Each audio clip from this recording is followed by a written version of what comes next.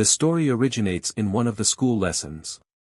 The teacher takes notes at the blackboard and reads the myth of the Tangan to the students. The teacher tells that the prediction showed that a new conflict will occur. He went on to say that after the ordeal of eating garlic and wormwood, the bear who became human joined the victorious bear clan. And the tiger, unable to become a human, joined the losing tiger clan. They participated in the subsequent events, which are nowadays called ancient myths. While the teacher was reading, one of the students was sleeping sweetly and not reacting to anything around him. The teacher began to announce the grades for the previous lesson and noticed that one of his students was sleeping. A girl came up to the student and started shouting, "Hassen." The boy woke up in surprise and asked what was wrong. The girl's name was Yoon, and she asked Hassen why he should come to school if he was just sleeping. The girl's name was Yoon and she asked Hassen why he should come to school if he was just sleeping. Then Yoon asked Hassen if his eye was okay. The boy said he hadn't noticed anything unusual so far, so it was fine. After class, the boy went to the store to buy something to eat. However, he unwittingly witnessed something unusual. Two schoolgirls were talking about how the new cashier at the store is incredibly handsome. All the girls in their class want to go out with him. It seemed nothing unusual, but Hassen saw this cashier not as a charming handsome man, but as a real ugly man. The schoolgirls at that time went to punch out their goods and asked the cashier for his phone number. He was embarrassed and agreed. It started a long time ago. Hassen got the ability to see unusual creatures. The guy doesn't know their nature, but obviously they are trying to hide their essence and exist with humans. So the guy concluded that they don't want to hurt anyone. Hassen frequents this store, but this was the first time he'd seen the cashier, so he figured it wouldn't be a problem. Suddenly the cashier looked at the guy and smiled. At the same time he said to himself that he had finally found it. Hassen was walking home after a hard day's work and suddenly heard meowing. He saw a cute little kitty and couldn't resist the sight. At the store, the guy specifically bought the cat canned food and happily opened it for the cat. The kitty was enjoying her food and suddenly, out of the blue, she started hissing, baring her teeth and holding her tail up. Two strangers approached Hassen. One of them began to say that every night he couldn't sleep because of a crappy meow. The guy responded that he didn't see any problem as they were quite far away from the residences. Suddenly, Hassen looked the stranger in the face. The boy immediately apologized and said that he would be more careful from now on. Hassen began to pack in a hurry and said he had to go home. The stranger ordered him to stand still. He realized that Hassen had seen his essence. Hassen wondered how the stranger knew that.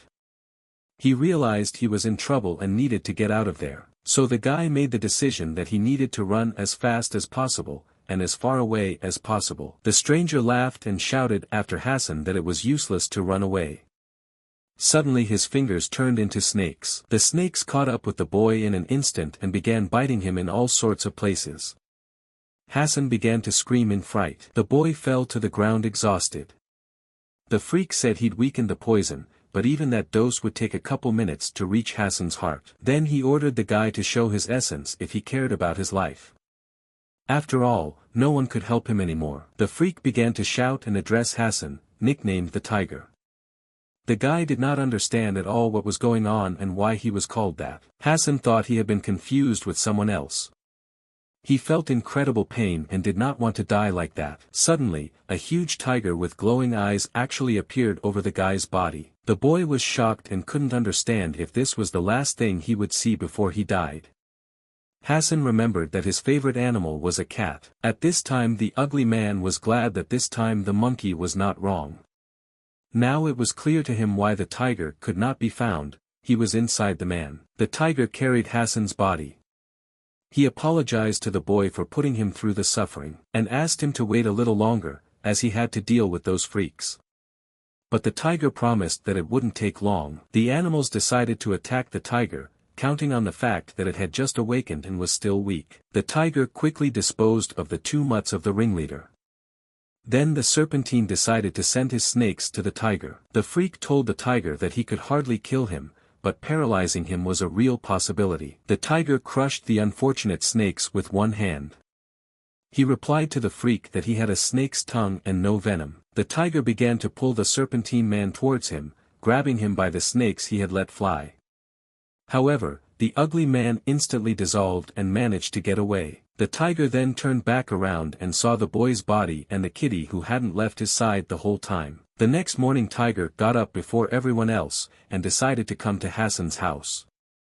But he did not open the door to him for a long time, and Tiger had to open it by force. Tiger, seeing Hassen with his eyes open, said, "If he is already awake, then why is he still not making breakfast?" Hassen didn't expect this turn of events and said that he told Tiger earlier not to break in.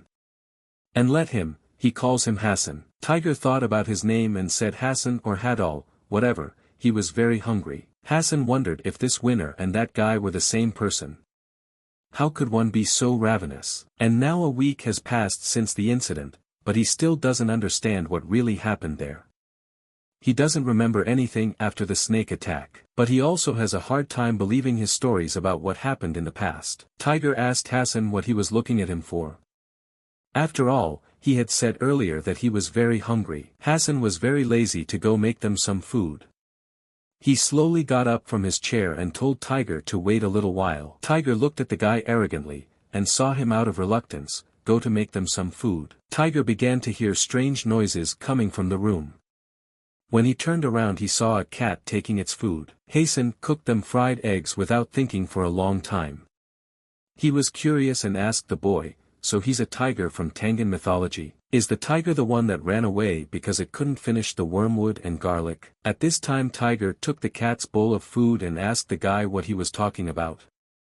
"He eats everything, including wormwood and garlic." "And what are these tangoons anyway?" While Hassen was preparing their food, he didn't have time to see Tiger eating out of a bowl and asked him why he was eating that. Letting the drool out of his mouth he asked him, "Why not? It was still a very tasty meal. And why did the guy bring that thing here? It just eats all his food, doesn't it?" And then he started to argue with the cat and asked him, "Does he want to fight him?" The cat was also very strong and was ready to fight for his food. Hassen couldn't believe that this strange guy could be straight out of the myths. Hassen got curious and asked the guy, was he familiar with that snake that attacked him back then? Tiger said the guy was talking about the bastard who ran away after he realized he couldn't win. Hassen told Tiger that it looked like his attackers knew him. Did they manage to awaken him? Tiger thought for a long time about what to say, and raising his hand showed something unpredictable that even made Hassen scared. Demonstrating this, Tigray saw the pendant that was suspended around Hassen's neck, and asked where he got it from. Hassen said without thinking for a long time that it was from his mother. Tiger became so curious that he argued, where is his mother now? For Hassen this conversation was very unpleasant and managed to say that he did not know. Tiger realized what the pendant was and told the guy to make sure he always wore it, since terrible things could happen to him now. Hassen thought, why is Tigray trying to act cool all of a sudden? He's nothing but trouble. It was time for school, and in the classroom the teacher was telling all the students to take their seats and asked the new boy to introduce himself. The students were surprised by this announcement, and were already gossiping that this guy was so short. The boy was very shy and said that he welcomed everyone and his name is Yang Hu. He is very happy to be in their class. At this time Hassen was sitting in the back, and when he saw the new guy he was surprised. He said that this guy was just like those things. There was a big rush of people at the school break, and as always Pac-Man and his gang were walking around the hallway. At this time, Yang also decided to get some air, and while walking down the hallway, he bumped into Man, causing him to fall to the ground. Man squatted down and told Yang maybe he needed to open his eyes for a change, and called him a fucking loser. Yang responded to all his words with a smile and didn't say anything. Man asked him why he was smiling. Manu became curious and taking Yang under his wing told him to go with them. After all, they would have to talk a little. Yun watched all of this, and was very scared for their newcomer. But she didn't dare to approach them. Man dragged him out to a deserted spot and asked Yang if he was laughing.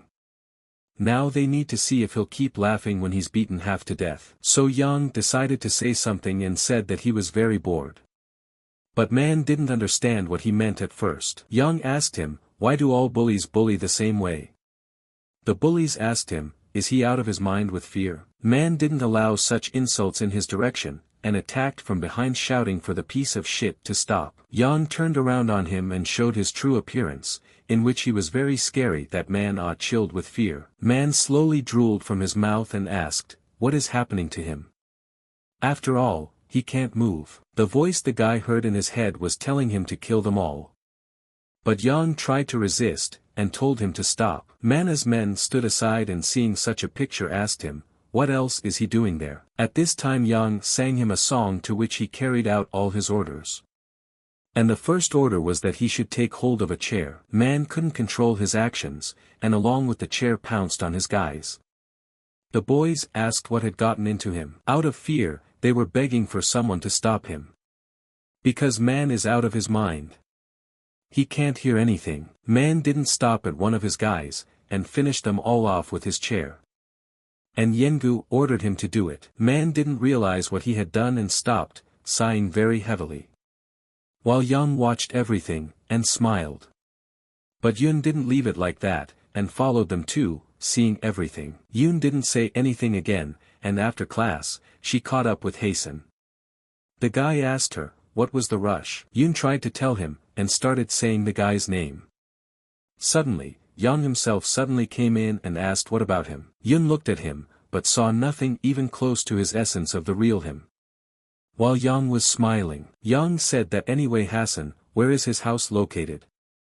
Hassen said it's not far from the school. But why would he want to know that? Yang got excited and asked the guy if he could come over to play with him. Yun couldn't leave it like that and said that Hassen said he had a lot of chores to do today. Hassen remembered and said it was like that, because he almost forgot. Yun laughed and asked him how she could remember such things better than him. Throwing Yang aside, the guy got very angry that he was boiling with anger at them. He said that this girl was very clever. Yang wasn't ready to leave it like this, and following her asked her suddenly, her name is Yun, right? Yun turned around and saw Yang before she could react. Yang used his powers and asked her under hypnosis, who does she think she is? Why is she sticking her nose where it doesn't belong? Yang didn't spare her and ordered her to do something horrible. While Yun called Hassen and said that she was on the roof of the building right now. She asked him to come to her aid very quickly. She thinks she's going to fall. While Yang was not far away from her, and looking at all of this, he could still smile. But then the older guys came in and asked him what he was doing there. Because they wanted the wrong girl. And then the elders saw the guy they were looking for running this way. Hassen saw the girl at the edge of the wall and shouted to her. Yang stood on her heels and told Hassen that her body was not obeying. And Yang is controlling her completely. Hassen told her to stand still, he would help her soon. The elders asked, is there really a tiger in such a frail fellow? And what is his ability? Yang lost his temper with anger and asked, what kind of buffoonery were they putting on? There's nothing special about this scum. Hassen asked Yang what he was even doing. Yang answered his own question, telling the guy to shut up. After all, he would figure out his gift. With the movements of his hand, Yang controls the girl, and slowly lifted her one leg. Leaving her off balance, Yengu ordered the girl to jump down. She immediately headed down without any hesitation. The elders were all frightened when they saw it, and they couldn't stop it. Hassen immediately ran after her, shouting that it couldn't be. Watching on the corner as her friend fell to the ground, living her last moments before she died. No one could save her, at that moment. And she collapsed from the 4th floor of the building, with no chance of life. Yang was having a lot of fun, and even without regret at her death, he was laughing with a mouthful of saliva. But he didn't stop there, and was also pointing his finger at the guy. Yengu said this guy has nothing. Not even a hint of any gifts. One of the older ones said they shouldn't have trusted the case to an asshole who hollered out, relying on some cheap trick. Young didn't like their words toward him, and repeated their same words, in a rude tone at them. Yengu decided to share that he was pissed off from the start at their shitty attitude towards him. But he wondered who they were plowing so hard for, so he accepted the damn assignment. And also indeed that sucker turned out to have no gift. Why do they despise him and wonder about him? Hassen couldn't stand it, and immediately went at him with his fists, insulting him from head to toe. Yengu saw this, and immediately waved with 2 fingers towards Hassen, leaving him no chance. Yengu told him not to show off. Because breaking his neck would be like breaking his neck. Yengu slowly pushed the boy towards the corner of the house, not even feeling sorry for him. But the older man came over and told him to stop. That kid can't be hurt. At such words, Yengu smiled and told him not to order him what to do, unless of course he had a desire to die. The older man lost his temper and told the guy to shut his mouth. And showed him his powers, even through his glasses. Yengu swooped down on him with his arm and asked him how much he thought they could have people dancing to their tune on them. Calling them fucking old men, he slowly twisted his neck, turning it 90 degrees. Here came the limit of the neck turning, and the head of the neck was broken into pieces. Yengu immediately threw it out of the house. The other elders also called him names and asked him what he was doing. Yengu said that this time it was his turn, and looked at the older man. Yengu decided not to hesitate, and switched to the guy, grabbing him by the neck with his hypnosis powers. Yengu began to slowly squeeze his neck, leaving him less of a chance to savor the air. Hassen couldn't take this squeeze, and gouging his eyes out began to feel like he couldn't breathe. Yengu killed 2 of them and told the old man to be patient. After all, he'll soon go to his friend's place too. At this point, Yengu stopped, for he saw the forces starting to come out, heading all around the building. He asked, "What's going on here?" Turning around on the guy, he saw that he was unleashing his powers outward. His power was so strong that his eyes were covered with white flowers. The elders asked, "Is this really a takeover? How is this even possible? Is this guy really that strong?" Hassen opened his mouth from so much power, and began to absorb everything around him. Straight to his inside. Hassen stopped after finishing the whole process and felt the power surging. Yengu started smiling again and said that it was an interesting gift.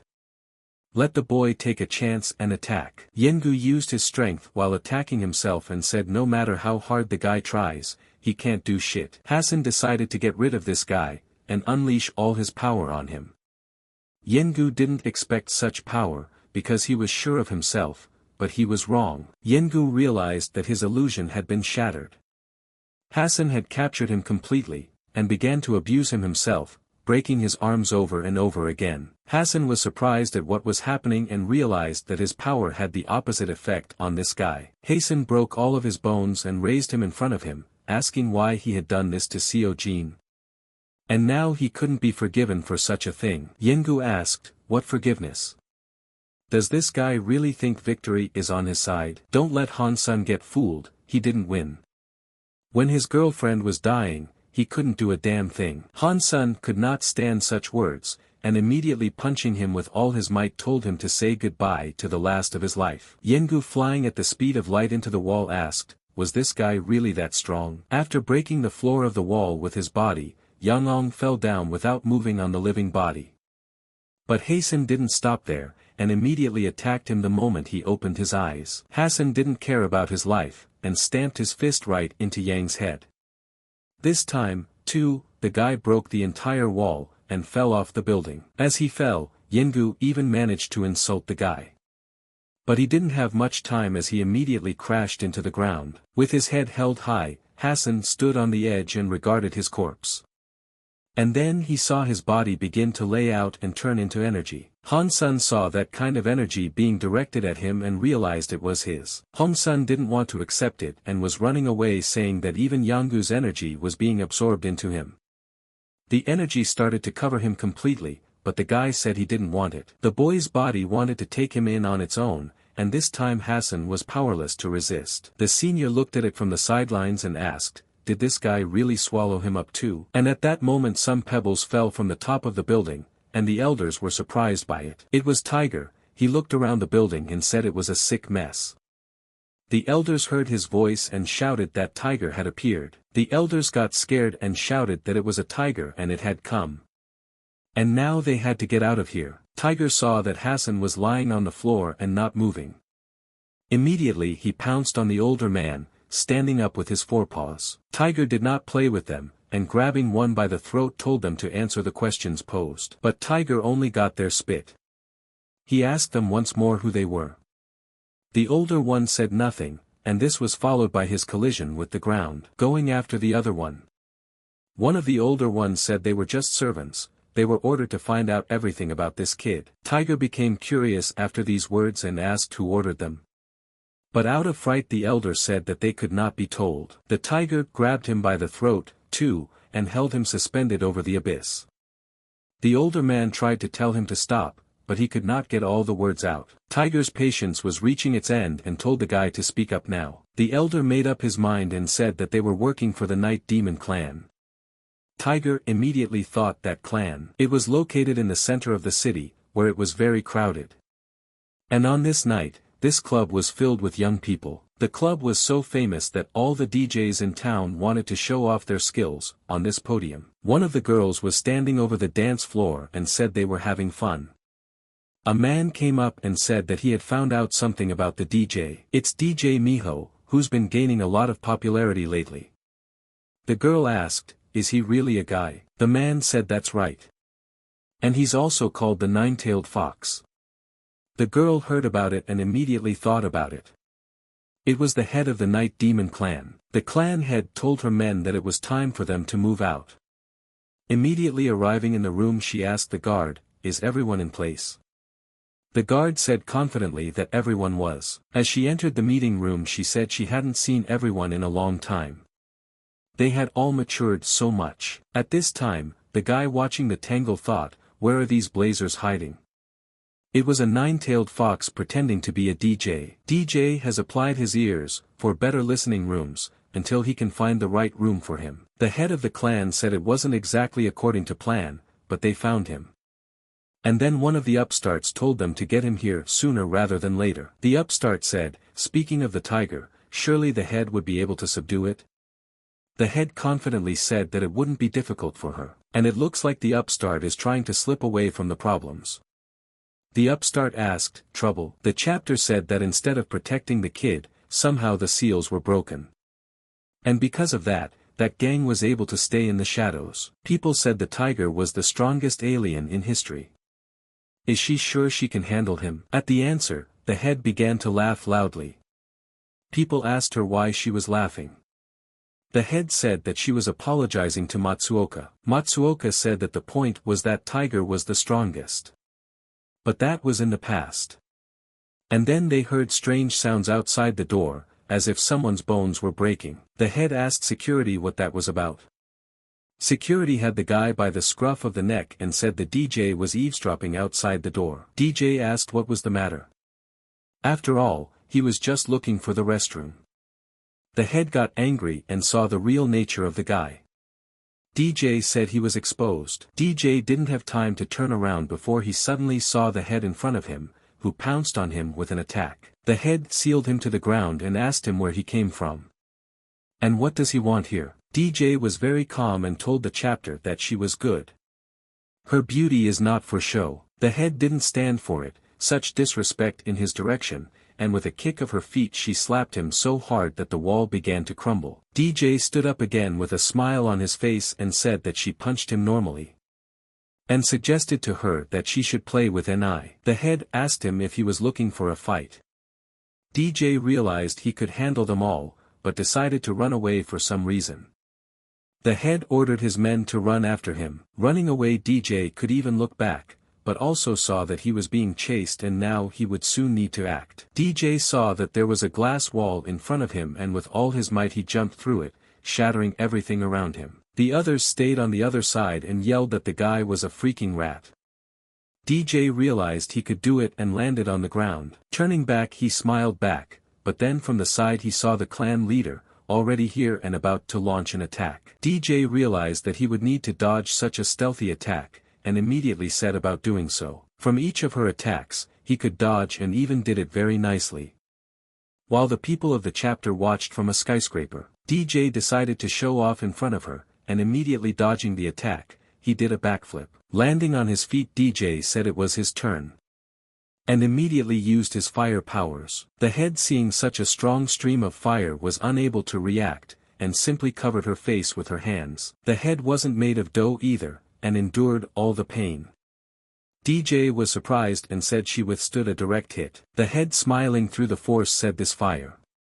So the guy said right, turned out to be a nine-tailed fox. At this time a large car arrived near the clubhouse and the man inside it asked the captain, should they start? The girl while tying her hair said they would just go and say hello. It was the captain of the recon squad. In the deep night, Hassen had a very scary dream, which was previously real. Immediately, he abruptly got up screaming, about the death of her friend Yoon. The tiger lying next to him told him to sleep some more, for it was still morning. Hassen asked Tiger if he was the one who had brought him here. Tigray sat on the windowsill and looked at the dawn and said that was right. Hassen got curious and asked about Yengun and the others, what kind of creatures were they? But he had seen unbelievable things since he was a child. But his mother said they were friends not to be feared. Tiger asked surprised, his mother? Hassen said the viper, Yengu, and the trio. After all, Tigray knows who they are and, why were they looking for him? Tiger asked the boy where his mother was now. Hassen said disappointedly that she had already died. Hassen remembered the necklace she had given him. He asked Tigray if he knew anything about it, didn't he? She had told him before to keep it on, that he had a spirit protector in him. Tiger took it in his hands and realized something. Tiger made up his mind and told the boy that it looked like he would have to meet his mother. And then Hassen was surprised by these words. Hassen asked him what he was talking about. That night, the clan head was saying that she'd found out some guy was sniffing around. Who knew he was so handsome? DJ smiled at those words and thanked her. But he realized that now was not the time to show his abilities, because people could see him. But they've already seen that this guy just shot fire.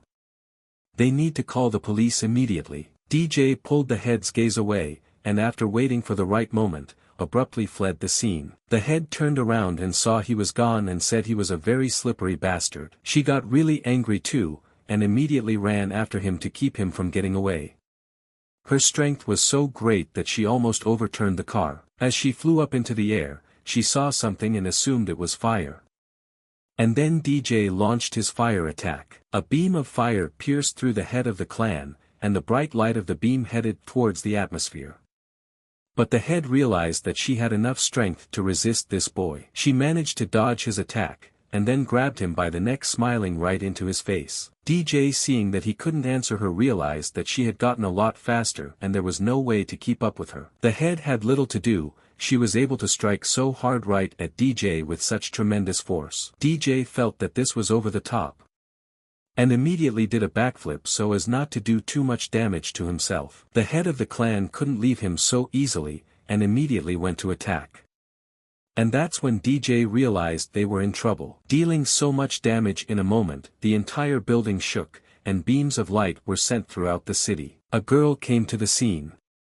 She was the captain of the recon team. She ordered her men to evacuate everyone out of here. She sensed something and immediately looked up at the building where the battle between the clan head and DJ was going on upstairs. DJ was badly injured and leaned against the wall. Grabbing his head he said his ears were still ringing. The head told DJ that he was the second person to survive a blow to the head and remain in creation. Did DJ really ask?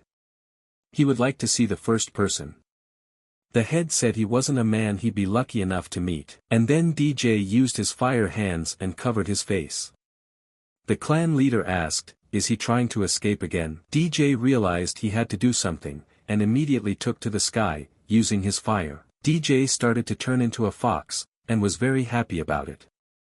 While the head was very frightened, DJ was actually very strong, and showed his full power by using the flames of fire. The clan head realized that she couldn't escape such fire, and decided to take everything on her body. Such a shelf of flame was visible even from across town, for it covered the entire building. The head fell to her knees with helplessness, and couldn't believe she'd lost to the kid this time. Head asked the guy, how long has he been in the human world? DJ said he had no idea, he had already lost count. The head wondered what the guy's purpose was in the human world.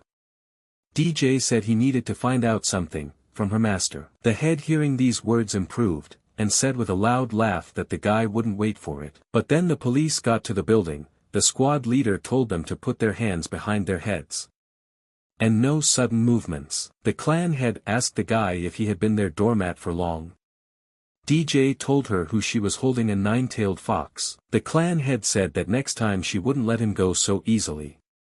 The squad leader told her men to capture her. The clan head didn't give up on them so easily, and jumped out of the building, right into the center of the city, where a lot of people were gathered. The captain asked, "What was that even about? Is she even a human being?" DJ approached her and asked if she wanted to know about her, but then all the commander's men pointed their guns right at the guy. DJ held out his hands and told them to chain him up. The commander's man reported that the guy's name is Nine-Tailed Fox. His date of birth is October 4, 1971. The commander asked if he was already 50 years old. The commander told him not to slow down, it's a fake identity. Let's keep looking for information. And this guy also DJs at the Black Dragon Club. The commander said it doesn't matter. The DJ asked them if they were filming him, and suggested changing the angle, because his left side was working. The commander slapped the table and said closer to the point. And why did she and Jong-gu get into a scuffle? Do they know each other? DJ asked, is that the only thing they are concerned about? Not the flame shots. Not jumping to the 5th floor. That doesn't bother them at all. The commander said she was worried. But now she needed to figure out what he wanted from them. DJ said she lives up to her title of detective. Commander asked the nine-tailed fox what he really is. The DJ raised his hand and asked, are they interested? And then he turned on all the lights and said he was a fox with 9 tails. That means he has the 9 tails of the tribe. So he decided to show them. DJ said they need to accept the fact that humans are not the only intelligent beings. And then some people in town grabbed one guy. They asked him, is he totally stupid or what? But the boy bowed down and asked them to forgive him. The older villain said he's fine with the guy moving in, it's not a problem. Just have him warn him about it next time. They asked the guy, had he found the money yet? But then the guy saw someone standing over the house and pointed his finger. The villains looked at this guy and didn't understand what he wanted from them. They asked him, what's he looking at? The stranger took his weapon in his hands and said nothing to them. One of the villains asked what kind of stick he had. And they started laughing out loud. The stranger was speechless, and just stared at them intently. The villains asked him what he would do with her. Or would he want to get it? The villains all started laughing at him, because they saw that he began to tremble. The stranger heard these words and immediately punched one of the villains. No one expected this turn of events, and only saw their partner take off. The stranger told them to flee if they had any desire to live. Immediately the villains were all frightened at such words, and at what they saw. The commander asked the DJ, and they are supposed to believe this nonsense? DJ said for them to just realize that the mythical creatures from the legends are strangers from other worlds who have come to Earth. The commander asked him, like Superman, did you come from Krypton? Fox laughed and said sort of. Fox said, ranging from a fearless god of war, to a goddess of beauty whose body mesmerized anyone, they all come from different worlds. But each one of them has entered and started to live among people. The commander said that suppose she believed him, she would be frank with him, though he probably guessed it himself. They are national intelligence agents investigating the Night Demon clan. But then one of his men objected, and Du-young is the head of that clan. And they know she's no ordinary person. Fox said she's also an outsider from another world. Did the commander ask the guy what she could do? Against a gun, for example. Lee said she would catch a bullet. He prefers to dodge, though, but it's also not her real name. Everyone calls her the Gobbler. That's what they really call her. At that time, the head of the clan came to someone for a meeting. And they called her a tear gutter and told her to come on in. The ringleader asked her if she could have a drink. He said there seemed to be some trouble at the club. The jerk said it wasn't a big deal. The ringleader told Snatchbite that she was wounded, and thanked her for her work. Jerkass asked the ringleader if he was going to ask anything about him. The ringleader said there was no need for that. The ringleader said this guy's only purpose was to get the government's attention. He's not afraid of the common man. The ringleader told her they wouldn't have any subordinates left if they killed them all. So she gets a tip about an interesting guy. He tells her to take him on. Drygelot asked, another outsider? The ringleader said that was it. But don't let her go there personally, she needs to lay low. Going off in different directions to the ringleader, someone said he had a loyal subordinate, a great serpent. The leader said that's right, it's a valuable asset. And reliable as a tank. The stranger said she'd be looking forward to it. The ringleader said he would take her with him to their meeting, he planned to tell her anyway. The stranger agreed and said he'd be ready. After a while the villains came again to the same neighborhood, and seeing the guy who beat them up, they asked him, does he see something? One of them said that this bum just didn't have the money for a haircut. At that time the guy was lighting his cigarette and didn't pay any attention to them. It wasn't long before they told the guy they were going to cut him into pieces, and called him a fucking bastard. The guy looked at them and asked what they were expecting. The villains did not expect such a turn and were surprised. The guy said that if that's the way it was going, he'd start by himself. So he took his weapon and went into the circle and started beating them all up. At this moment, the villain's teeth flew, and everyone couldn't even resist him because he was so fast. He was no ordinary man, applying his powers to his weapons, flames covering him. This kind of power is so great that these guys have never been caught in such hands. Their weapons were ineffective in this fight. The guy didn't spare any of them, and smashed one after another as if it was the last time in his life. One of the villains called him a name and immediately came at him with a knife. But the guy didn't see him from behind and took it on his body. Stabbing the knife into the guy's body, no one expected it to break in his hands. He even turned pale from it. The guy turned to him, and immediately punched him in the head with his fist. The blood didn't wait long, and came right out of his face. The villains were all defeated, and leaned against the wall that stood closest to them. The boy looked at him for a long time and said nothing. The guy looked at him, and showed all his power by using his eye. The villain immediately shouted that he was a monster. The guy raised his weapon above his head, and immediately swung it at him, leaving them no life to survive.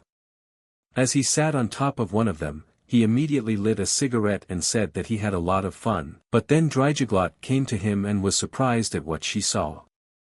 She said that rumors about him were spreading like wildfire. The guy said she was just like him.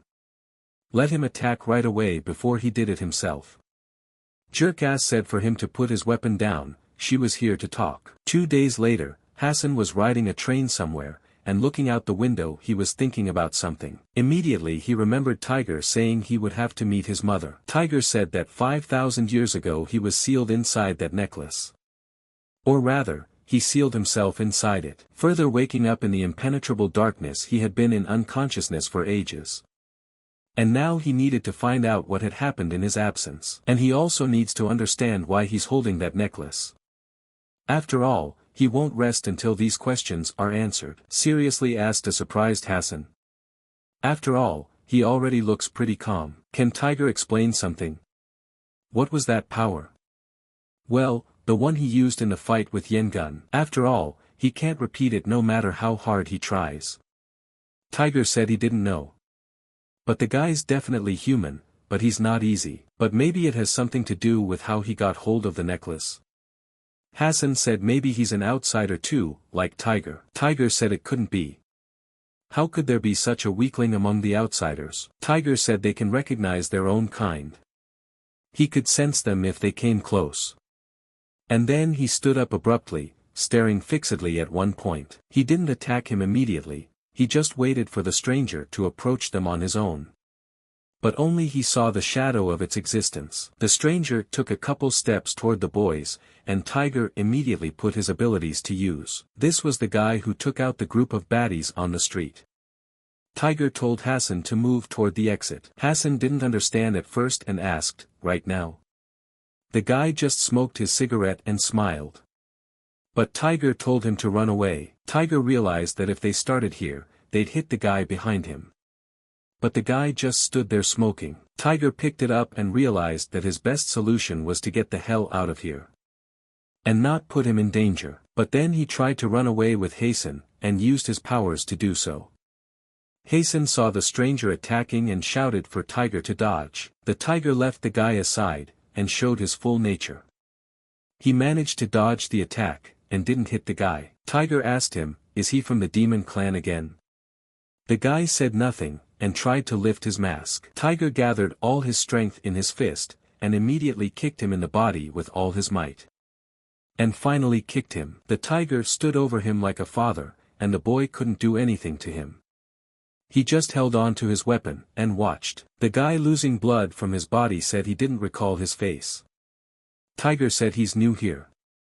You could consider him new. The guy immediately jumped up sharply, and with his weapon attack said for the newcomer to take his gift. Tiger saw that it was an attack coming at Hassen and immediately blocked it with his body and told him to dodge. The force was so great that Tiger felt it, but the guy immediately attacked again. Tiger couldn't do anything yet. Hassen is right next to him and had to get to his body. They managed to get off the train with these attacks. The tiger told the guy that he had lost his fear. He's attacking a common man. The guy told Tiger that this kid's words didn't concern him. Tiger was surprised, and asked why that was. In the meantime, Dry Jacket was resting herself over the task of her house and saying that the weather was perfect today. And then his men came and told her they had a question. Who is this homeless man? The head of the clan told Fred that he was an American, after all. Did he ever read Korean fairy tales? Fred said, except about Hungbu and Naobu. And he's from the moment where the older one gets beaten up for greed, said the head. Fred was surprised and said that it really wasn't that simple. The head got up from his chair and said that it was exactly like that. They call him the Goblin. And at that time Tiger felt everything on his body, the blows of the Goblin. With each attack, the Goblin got closer and closer to him. Tiger was not ready to lose to him either, and fought to the last. Tiger told the Goblin that he was beginning to annoy him. And then Tiger decided that it was time to act and said that the jokes were over. The tiger pulled his image outward and showed who he really was. The claws on his hands were so sharp they could tear anyone apart. The tiger didn't hesitate, and immediately applied a hunger mist strike. The Goblin was at this moment very surprised to see his image. Goblin wasn't scared, and called the guy a bastard and launched his attack. But Tiger noticed this, and changed the angle of his attack. Goblin told Tiger that he was underestimating him. But Tiger was so fast that he dodged his attacks. The tiger attacked from behind and said that he was applying 2 strikes at once. This is the fury of fire. Such an attack was several meters long, and Goblin was unable to dodge, and took on his body. Tiger saw that Goblin had fallen to the ground, and was not moving. He smiled broadly and said he had handled him very well. Hassen saw that Tiger was in the path of the train and yelled to move aside. But he didn't have time to do that and the train hit him. When he hit the windshield of the train he realized that it was humiliating. The driver of the train at that moment almost shit his pants at what he saw. Hassen advanced towards the train and waited for Tiger. But at that moment Goblin came and said that this was the most humiliating victory of his life. And ordered Hassen to go after him. Goblin looked at the boy intently, and did not take his eyes off him. He remembered being shown the picture and told to bring him to them. The jerk-off said it was like that. And immediately she began to look around the houses and saw that all the people were awake and looking out the window. Goblin asked her, "Is this guy an outsider?" Goblin said no, but one of the strongest is guarding him. This is not going to be an easy case. Besides, a baby could be much more dangerous than a tiger. Goblin thrust his hands into the kid's shoulder and asked, "Is this dead kid much more dangerous?" Hassen immediately cried out in pain as his claws dug deeper into his body and his strength was applied. Hassen stood still for a long time. Goblin raised his hand and immediately punched the boy. He didn't resist and immediately collapsed to the ground. Hassen's face was covered in blood, and a puddle was collecting under his feet.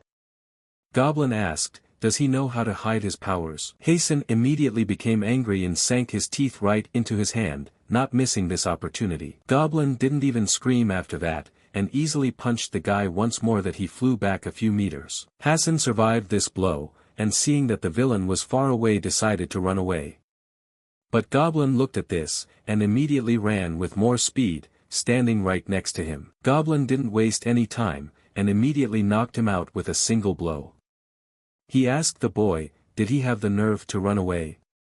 After all, he had no time for games. Goblin immediately started beating this guy with his weapon, Hassen couldn't do anything and just covered his face with his hands. At this time the tiger ran back at such a fast speed that even the train could not catch up with him. Goblin brought the boy to his senses, and simply dragged him like his prey. Hassen just stayed still and held on to his sore arm. Hassen asked Goblin why they were all attacking him. What had he really done to them? Hassen cried in these moments of anguish that he had managed to discover his abilities, and improved to such great power as he had not seen. Goblin turned his head and saw some light coming from this guy and was surprised. Hassen didn't stop, and continued to improve. Tapestry simply didn't understand what was happening. How was this possible? Hassen broke free of his grip, and immediately went on the attack. And directed that energy right at him. Tiger felt it and realized that this energy was familiar to him. Was it another stranger? But he realized it was something else. The tiger was running at a great speed, and once more he thought, and suggested that it might be Hassen. At this time, Goblin simply hadn't seen such a power in his life, and was very frightened by such a thing.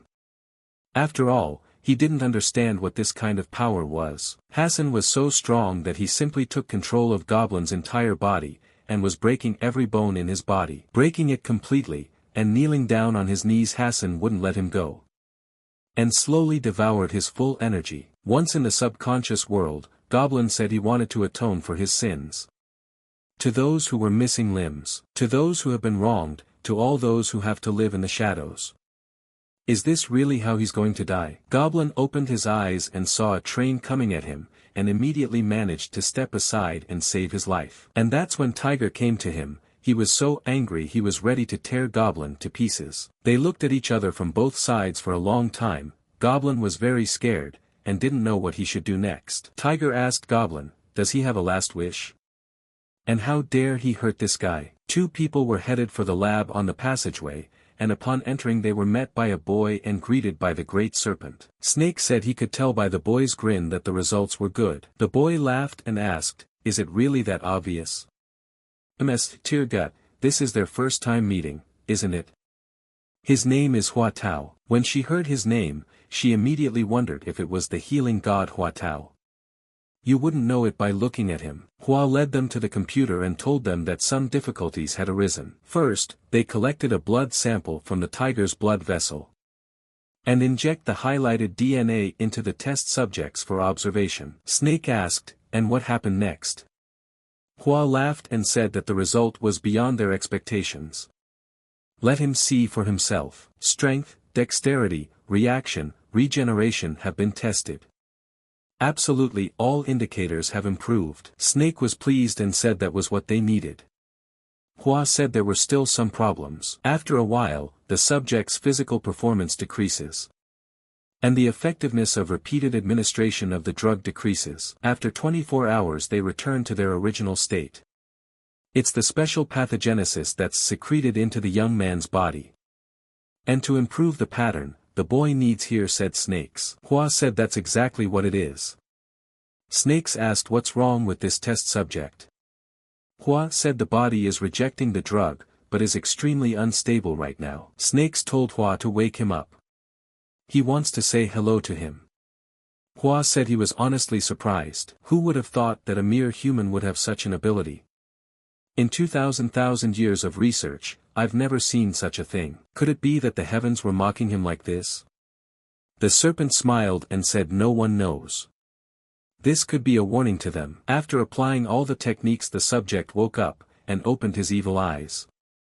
The serpent knew him and said they hadn't seen each other for a long time. The subject said, Snake is a great bloody asshole. Snake asked, his foul mouth never got better. The subject was very angry and immediately broke the vessel, and attacked, saying that the serpent thought he was a god. But then Dridgelot entered the battle and used her strength, immediately hitting the subject with her foot. Dridgelot was so strong that she sealed the subject into the wall, but he wouldn't give up and stood up. The serpent said he was a fool. After all, they're all trapped in the eternal abyss. He's just trying to find a way out. The serpent took off his gloves and showing his strength asked, is this such a terrible target? Dridgelot saw that the serpent was attacking right at the subject, and stepped aside. And the man was just suffering from so much pain. Dridgelot was surprised, from such a powerful force. But then she looked at her test subject, was more frightened. for he had been entirely killed by the fire. The serpent approached the test subject and said that he was definitely not a god, but one who would challenge him. The boys were already in the boat for the morning, and were on their way for the trip. The tiger waved his arms and shouted at the birds to stop eating his crunchies. The tiger lost his temper, for the birds just kept up with him. And then he decided to unleash his claws, and shouted that he was going to kill them. The birds were not afraid of this, and again attacked him and stole his food. The tiger could not keep his balance and fell into the water. Hassen didn't speak to him for a long time, and thought when Tiger asked him, why did he stop him? He's dangerous. Hassen said he felt like he had a place to go back to. At this time, Goblin was bleeding and trying to reach his home. When he reached the ladders he just fell down in front of them. People saw him and immediately ran to his aid. There was a mess in the lab, which Snakes handled. Dry Jacket got a call and she said she understood. Dridgelot relayed to Snake after the conversation that the Goblin had failed, and suggested to the Lord that she go after them personally. The Serpent clearly said no, for he decided to go on his own. It's actually ironic. He's been walking this earth for many thousands of years, but this is the first time he's ever been so anxious. His heart is fluttering, Drygelot. So he decided to go himself. Upon arriving at the point, the tiger told the boy that no one had lived here for a long time. Why swim here? Hassen said the island of the white flower. He lived here until he was 7 years old, but he remembers almost nothing about it. It is different from how he remembers it. Did the tiger ask him where they were going? Or had the guy forgotten that too? Hassen told him not to talk nonsense. He grew up here, let him follow him. And then Chaosen stopped and thought, what is wrong here? His memories are different. He holds his head up and thinks, what happened here? He couldn't put his thoughts together. Stepping into nowhere, Hassen remembered that this was the road they should take. He and his friends used to play here. And his mother had called him from here. When he saw the house on the hill, he said the estate had burned down, it shouldn't be here. Tiger thought of the burned house, and felt that something was wrong, too. A simple fire couldn't do that. It's the work of an alien. Turning back around, he began to take a closer look at the area and saw that the tomb of the white flower goddess was standing behind him. Tiger asked the boy who his mother was. Hassen said she was a shaman, she was known all over the area, even outside the island. Tiger asked, then why is this place abandoned? Hassen said that there must have been evil rumors about the place after she died, as if it were a punishment for disobeying the heavens. The tiger apologized and asked him how she had died. Hassen took his head and said that was the point. He doesn't remember anything specific. Just the idea that she died of the disease. Immediately, Hassen began to see something unknown to him. He asked, what is this memory? Hassen felt his head begin to split. But who was that in front of his house? Tiger said loudly for someone to stop following them. Just then a man came out from behind a tree and said he knew it, he knew this guy wasn't easy. So easy to spot him. Tiger said it would be strange if he didn't find him. Immediately the man vanished before their eyes. The man said he could praise their courage. Are they really treasure hunters? But who would have thought that on a deserted island, he would meet a stranger? Tiger asked him why he was standing with his back to them. The man said that the essence of a man is his back. In the back, thought Hassen. And then he saw something from an old memory. And a face he'd seen somewhere, too. Hassen said he thought he'd heard that before. Had he looked after him before? The tiger asked the old man who he was. The man smiled and said to the guy, does he really want to find out? The man showed all his strength and told Tiger to beat the answer out of him. If, of course, the sucker could do it. Tiger said that if anything he looked young. But the old man could guess that he was older than he was. The man said to let the god of war of the eastern sea show him his power. And immediately attacked the tiger. But Tiger was faster than him, and dodged his attack. The old man said it was predictable. He launched his attack again. Tiger managed to dodge and said that the old man was too slow. After conducting several attacks, the old man was already very angry that he couldn't hit this guy. The tiger just taunted him, and then at the appropriate moment made an attack from the back, and left his marks. The old man told Tiger that once upon a time he really was the strongest. But at least he still has his agility. He lacks strength. The tiger stared at him and asked if he would answer for the words he said. And immediately he began to attack with his claws, and cut the man to pieces. The old man told the guy that he could anticipate all his attacks. It's just a tickle for him. Tiger asked him, is he sure he's okay? The old man started laughing loudly, and in a moment just collapsed to the ground.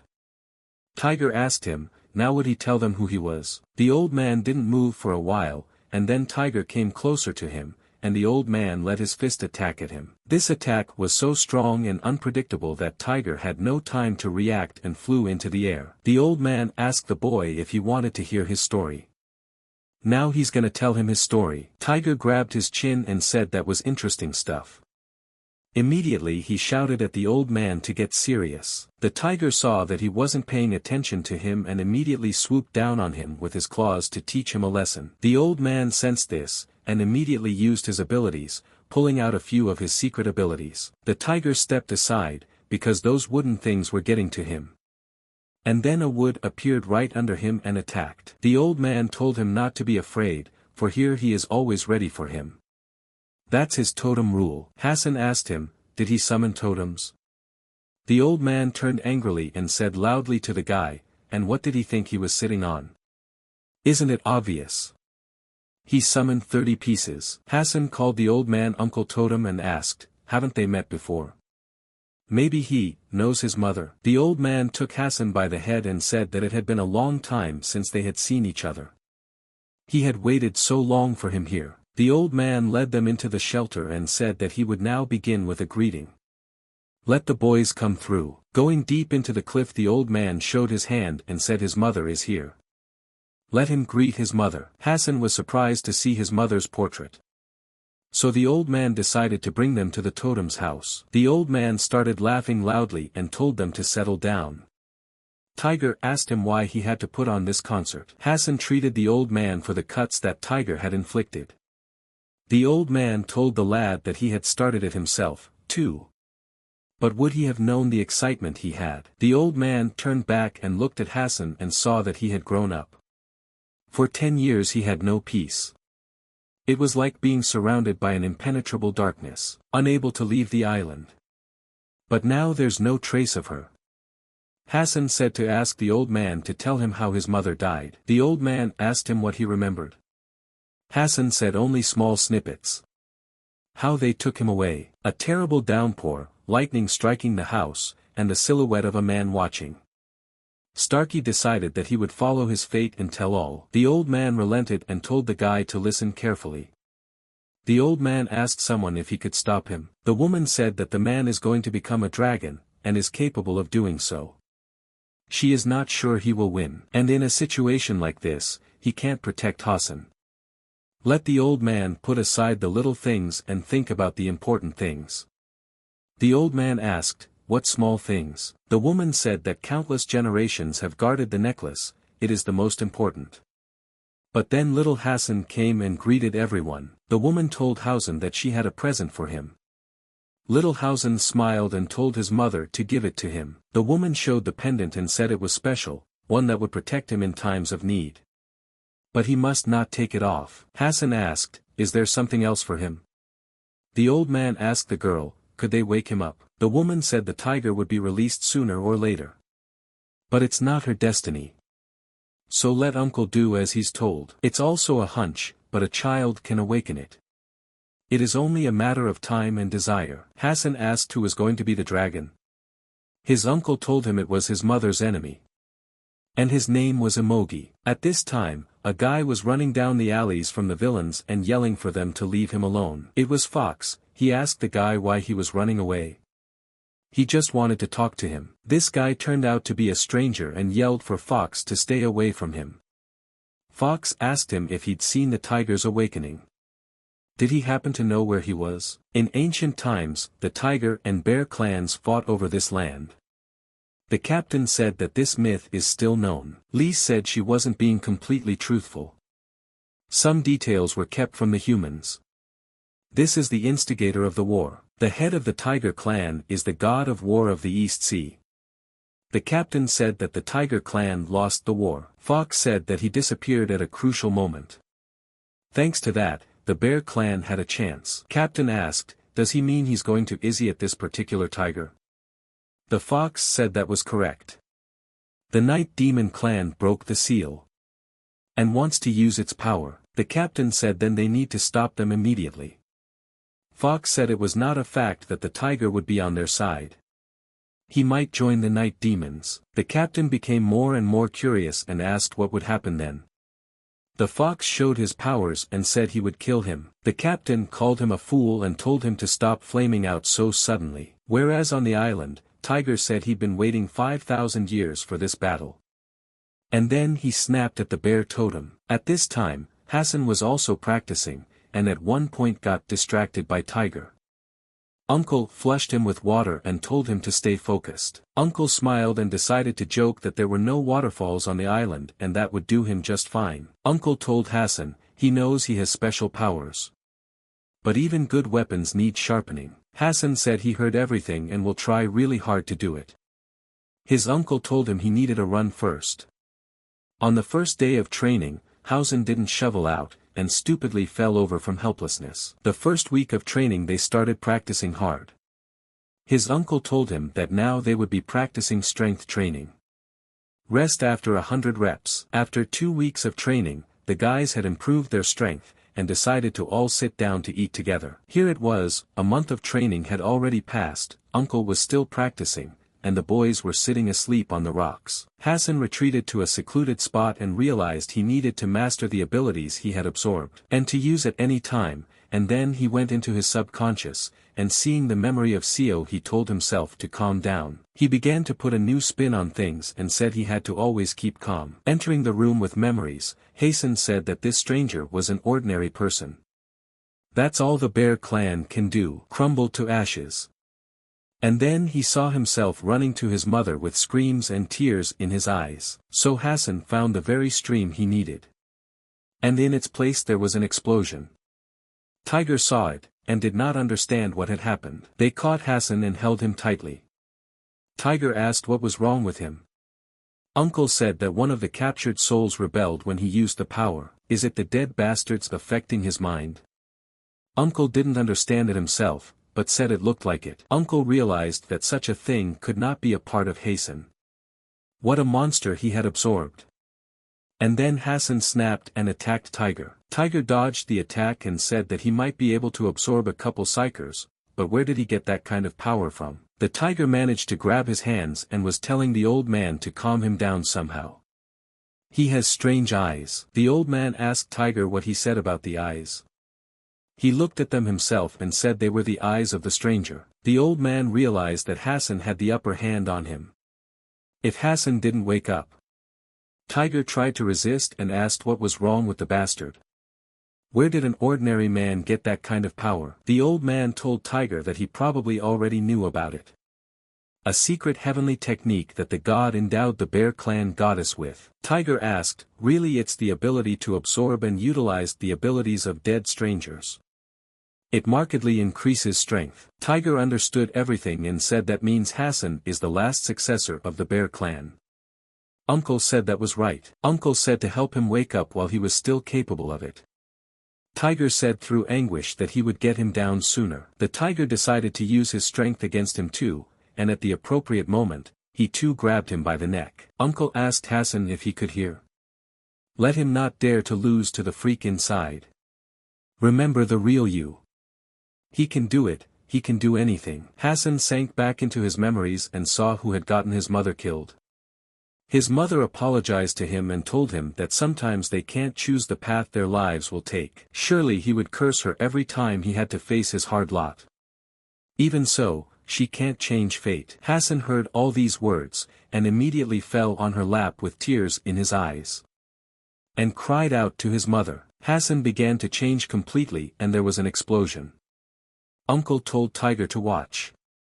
It was this power that the Bear clan had kept for thousands of years. On a dark night, someone broke into Totem's house while everyone was sleeping. It was a girl with powers. She saw that everything was going according to plan. She walked up to Tiger and used magic to tell him that he would never wake up again. But it wasn't that simple. Suddenly someone broke the wall. At that moment, the girl did not expect such a thing, and froze. The big man smiled and said he had found them. The girl called him an idiot and said she told him to work stealthily. The girl started to get indignant and said that the man was not listening to him at all. But then the uncle got up shouting and asked who attacked, what happened? And who turned off the light? Tiger used his powers and said he had such a nice dream. Uncle kept asking where those bastards were hiding. The tiger said they would pay for interrupting his rest. He immediately started attacking them. At this time, Hassen was training with a log and realized that he was the heir to the bear clan, and because of that, everyone is hunting him. But suddenly he felt that he was not alone in the forest. He turned around and saw a stranger. The guy said he had a good shot. Turns out this guy's not the only one here. And from behind, an unknown voice said that Hassen was practicing until the middle of the night.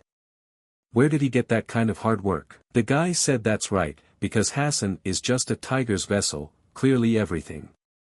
And at that moment, the other guy started laughing loudly at him. The guy pulled out his claws and asked, was it really him? I'd have to test the strength. And immediately pounced on him. The other guy said they had come for him. Hassen fell to his knees and didn't understand what was even happening. But then the first guy intervened and said that the boss told them to leave the guy to him. Hassen realized that this was the first time he had seen them. He had to run, they were dangerous. Hassen was confused, and wanted to try a new power. The guy told Hassen that it was commanded to take him alive. Don't let him worry, he won't be killed. At this time there was a war going on in the totem's house. An old man was fighting a man and said force on force, how long he had waited for this. And then the old man decided to summon his totem. And immediately used it to punch the man. Tiger didn't stand idly by either and asked the girl attacking, did she happen to forget about him? But then the girl used something and started to change.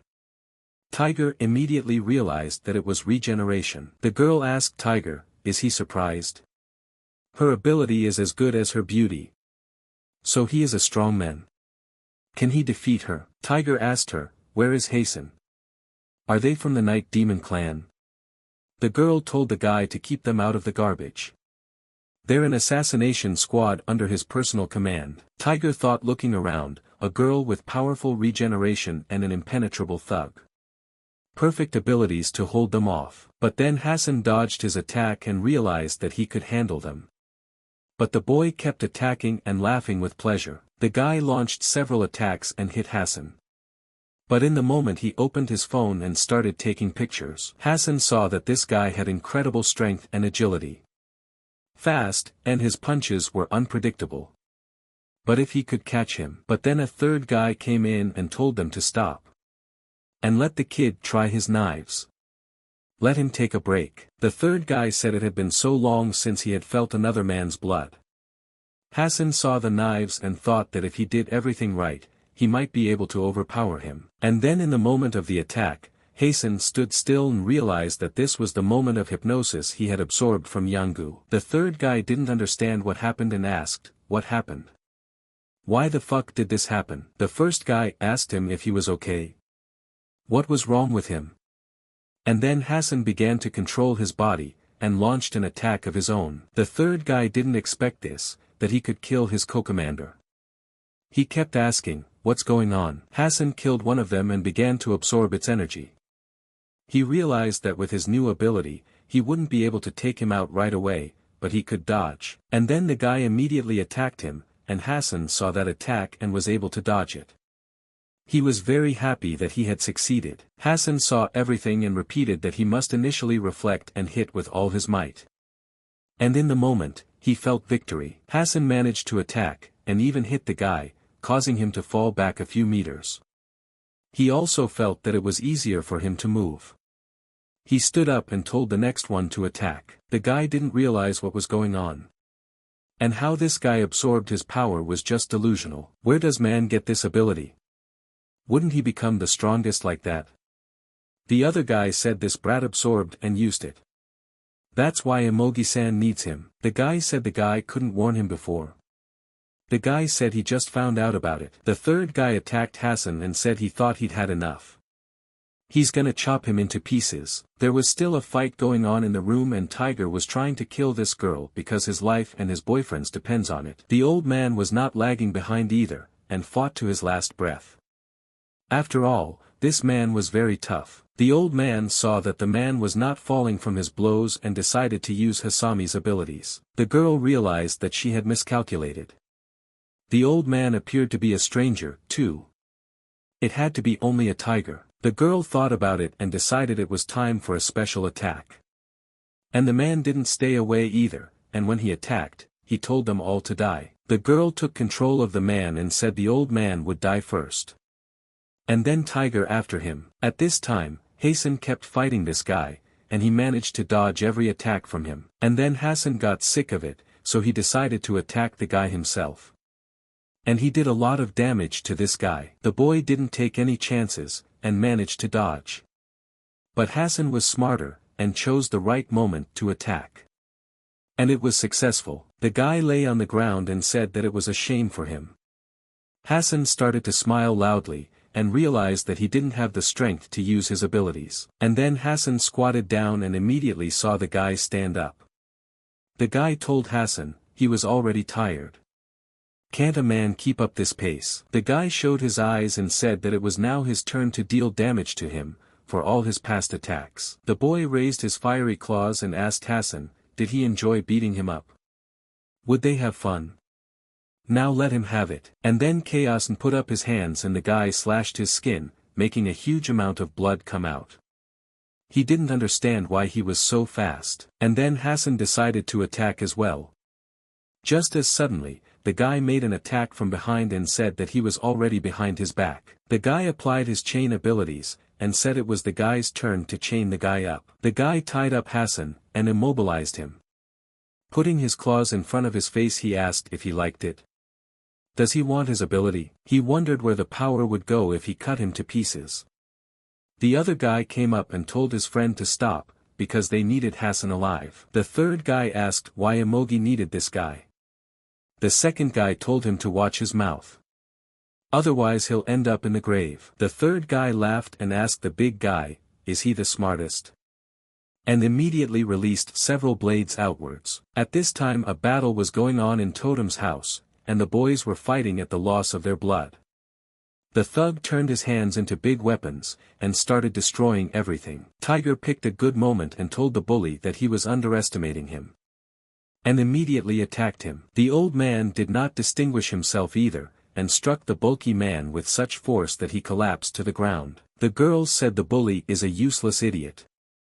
Tell him to get up immediately. Tiger told the girl that they wanted to test her regeneration with her head blown off. And I wonder if it will grow back. The third guy didn't tolerate such disrespect in his direction, and said he was a self-righteous jerk. The other guy said he was crazy and dared to interfere. He's a pure idiot who forgot that his toothpicks are nothing against him. The second guy dodged his attack. And the third guy picked up the moment to release his knives and asked him if he was sure. The guy put up a defense and said he didn't even feel it. They fought each other, because arrogance spoils everything. The guy told him he had no chance. The guy unleashed his huge and powerful attack from the ground, and hit right at this upstart. He couldn't help himself and got to his feet. The guy told him to think of it as a reward for his work. As he walked away he thought, why is he still alive? But then he stopped and realized he couldn't move. Wolverine stood up and said that it was a special poison that Professor Hua had given.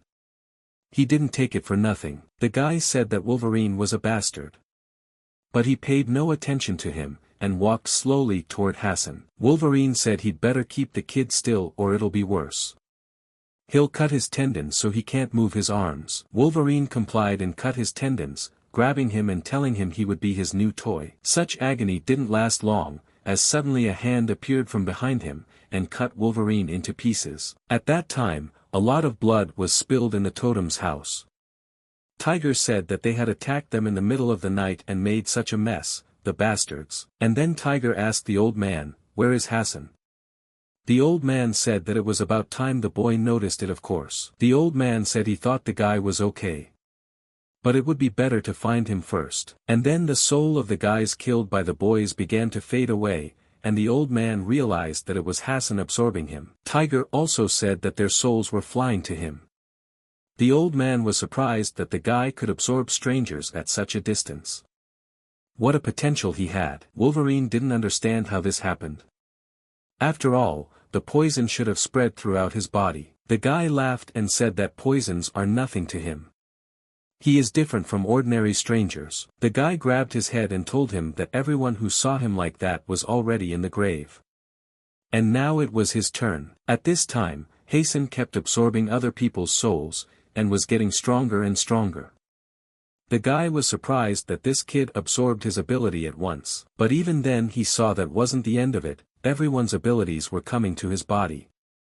The boy asked, "What is it?" Hassen began to improve and grow stronger, his eyes turning a yellow color. And the boy saw that he was still absorbing strength. And then the boy remembered that those two were already dead. Hassen felt his body recovering. Looking at his body he saw that he had taken iron arms to himself. The boy said that it looked like the kid wasn't going to go easy on him. Hassen didn't hesitate, and immediately started attacking with iron hands. But the guy didn't give up so easily either. The boys tried to run faster and faster to Hassen. Tiger asked the old man, "He's going to be okay, right?" The old man said he might lose control. Absorbed too much. The guy said that such abilities weren't bad for a human. But Hassen fell to the ground in this battle, apparently unable to dodge. The guy said that even though it was a little bit, Hassen hurt him. That's the difference between their abilities. Though a thief wouldn't understand that. The guy grabbed Hassen's face and told him to give up and go after him. After all, Imogi is waiting for him. When Hassen heard Imogi's name, he wondered if this was all his plan. He immediately started using his new powers. The guy told him it wouldn't work. But that was not the case. Hassen began to discover more and more of his new abilities. The boy saw the knives in front of him and asked, "What the hell?" The guy was telling Hassen to let him go. But he felt he couldn't get free. Immediately, Hassen plunged all the knives right into his body. The guy called Hassen a fucking lunatic. He wants to be headless. And then Hassen used more and more of his strength, and stabbed the guy in the chest. Did the guy tell Hassen that he thought his attacks would make a difference? Not a scratch on him after that. Hassen couldn't contain such strength, and immediately shouted with a loud voice to the whole forest. He took the knife in his hands, and pierced the fellow's chest again. Hassen started to use his chains, and roll this guy up. The villain started to fight back, and was very angry. Hassen used his iron hands, and picking up the moment attacked him directly in the head. Hassen knocked him out with a single blow that even the boy's teeth flew off in all directions. It was only a matter of time before the final blow was delivered. Hassen saw the knife that dangled from his chest and sent his fist straight at it, thrusting it in deeper. Hassen calmed down and saw that his bones in his arms were broken, but his regeneration was doing fine. But then the guy pulled out a knife and asked Hassen what he already thought he had killed him. Hassen saw that he was still alive and immediately decided to launch an attack from his head, but the guy did as well. Hassen blew his head off and told him to die. And the whole time, he kept attacking him from the head. And then the guys came in and saw what he was doing. Tiger didn't understand what was happening and asked the old man, "What was that all about?" Immediately, Hassen raised his head and changed his appearance into a more intimidating person. At this time Goblin came to his house, and sat leaning against the wall. He was thinking about something, and it did not leave his mind. He remembered Hassen asking him about his family, and the people he was supposed to protect. Let him leave and never come back. Let him protect her. If she's so important to him. But then in a moment he saw the door of his house open. And someone asked, was the goblin waiting for him? And then Imogi and his men appeared in front of him. The boy said the men called him Imogi. Let the goblin answer the question. Imogi said it had to do with that outsider and the high school kid. Does he know where they went? They're pretty important to him. The goblin said confidently that he didn't know. He lost and was unable to pursue because of his injuries. Imogi calmed down and said he had one more question. Why is he gathering strangers here? Goblin saw Imogi's eyes and said he had no purpose. They're just destitute, with no purpose in life. Fame and fortune do not await all outsiders. They don't understand that. Imogi says he understands a little, but that's exactly the problem. Every outsider can influence this world. The goblin said he didn't understand him, what he was talking about. Imogi said he was taking them. All the outsiders. The goblin asked him why he would do that. Imogi said that the goblin himself said they were here without a purpose. He would give them a suitable role. Goblin saw that his business was bad and there were a lot of aliens here. They all ran up and asked what was going on. The goblin saw them all running this way and a fight broke out. He told Imogi to stop. They're his family. Imogi told the goblin not to worry, they won't hurt them. They'll take them to a lab where they'll get special treatment. The goblin lost his temper and said in an angry voice that Imogi was a bastard. And immediately attacked him. Dryjaglot saw this, and prepared to attack in return. Imogi stopped her and said that he would be a warm-up for him. The goblin kept coming closer and closer to him, and decided to make a devastating attack. Imogi saw everything and just stood still. Imogi simply dodged his attack and said that his targets were headed to one southern islet. The young man's mother was buried there. The goblin realized that this Imogi was playing with him. Imogi said it was obvious. He wondered where such loyalty to a mere human came from. The goblin released his gun and while launching his attack said to Imogi to shut his mouth. Imogi said he overestimated Goblin.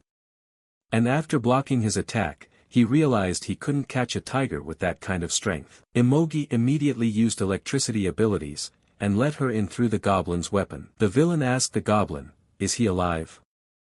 They have to help. And they won't just give up on them." Imogi took off his gloves and started laughing loudly. The goblin saw this and told his men to scatter quickly. The guys didn't have time to scatter. Imogi let the electricity surge through them, burning them to the bone. The goblin saw it all with his own eyes, and even let out a tear of regret.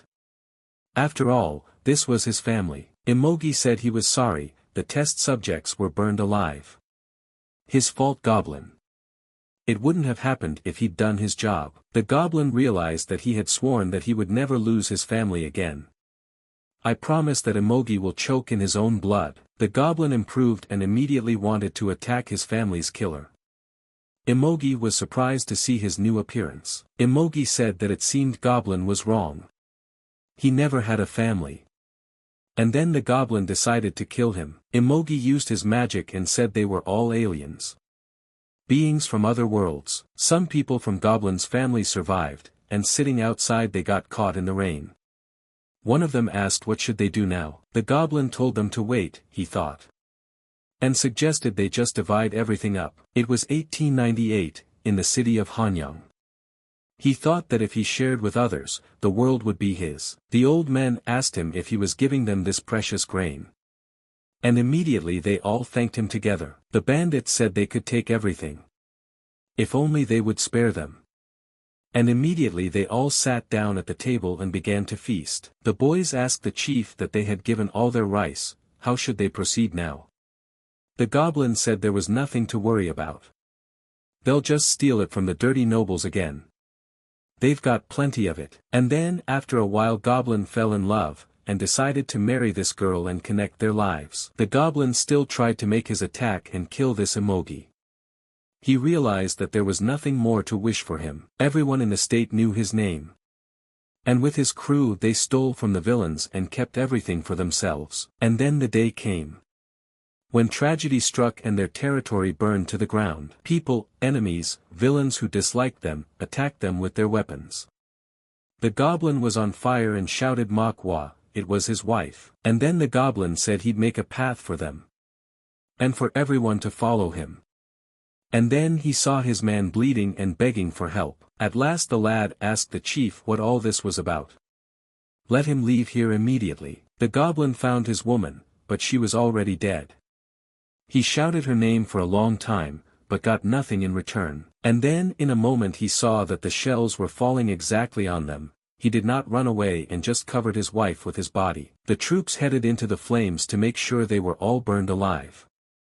But then the goblin took matters into his own hands and came out of the flames with an attack. He left no one alive, because those bastards killed his family.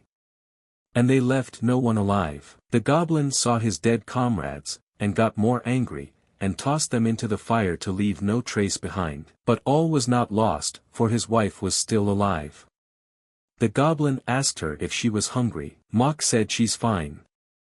More importantly, she can't feel her legs.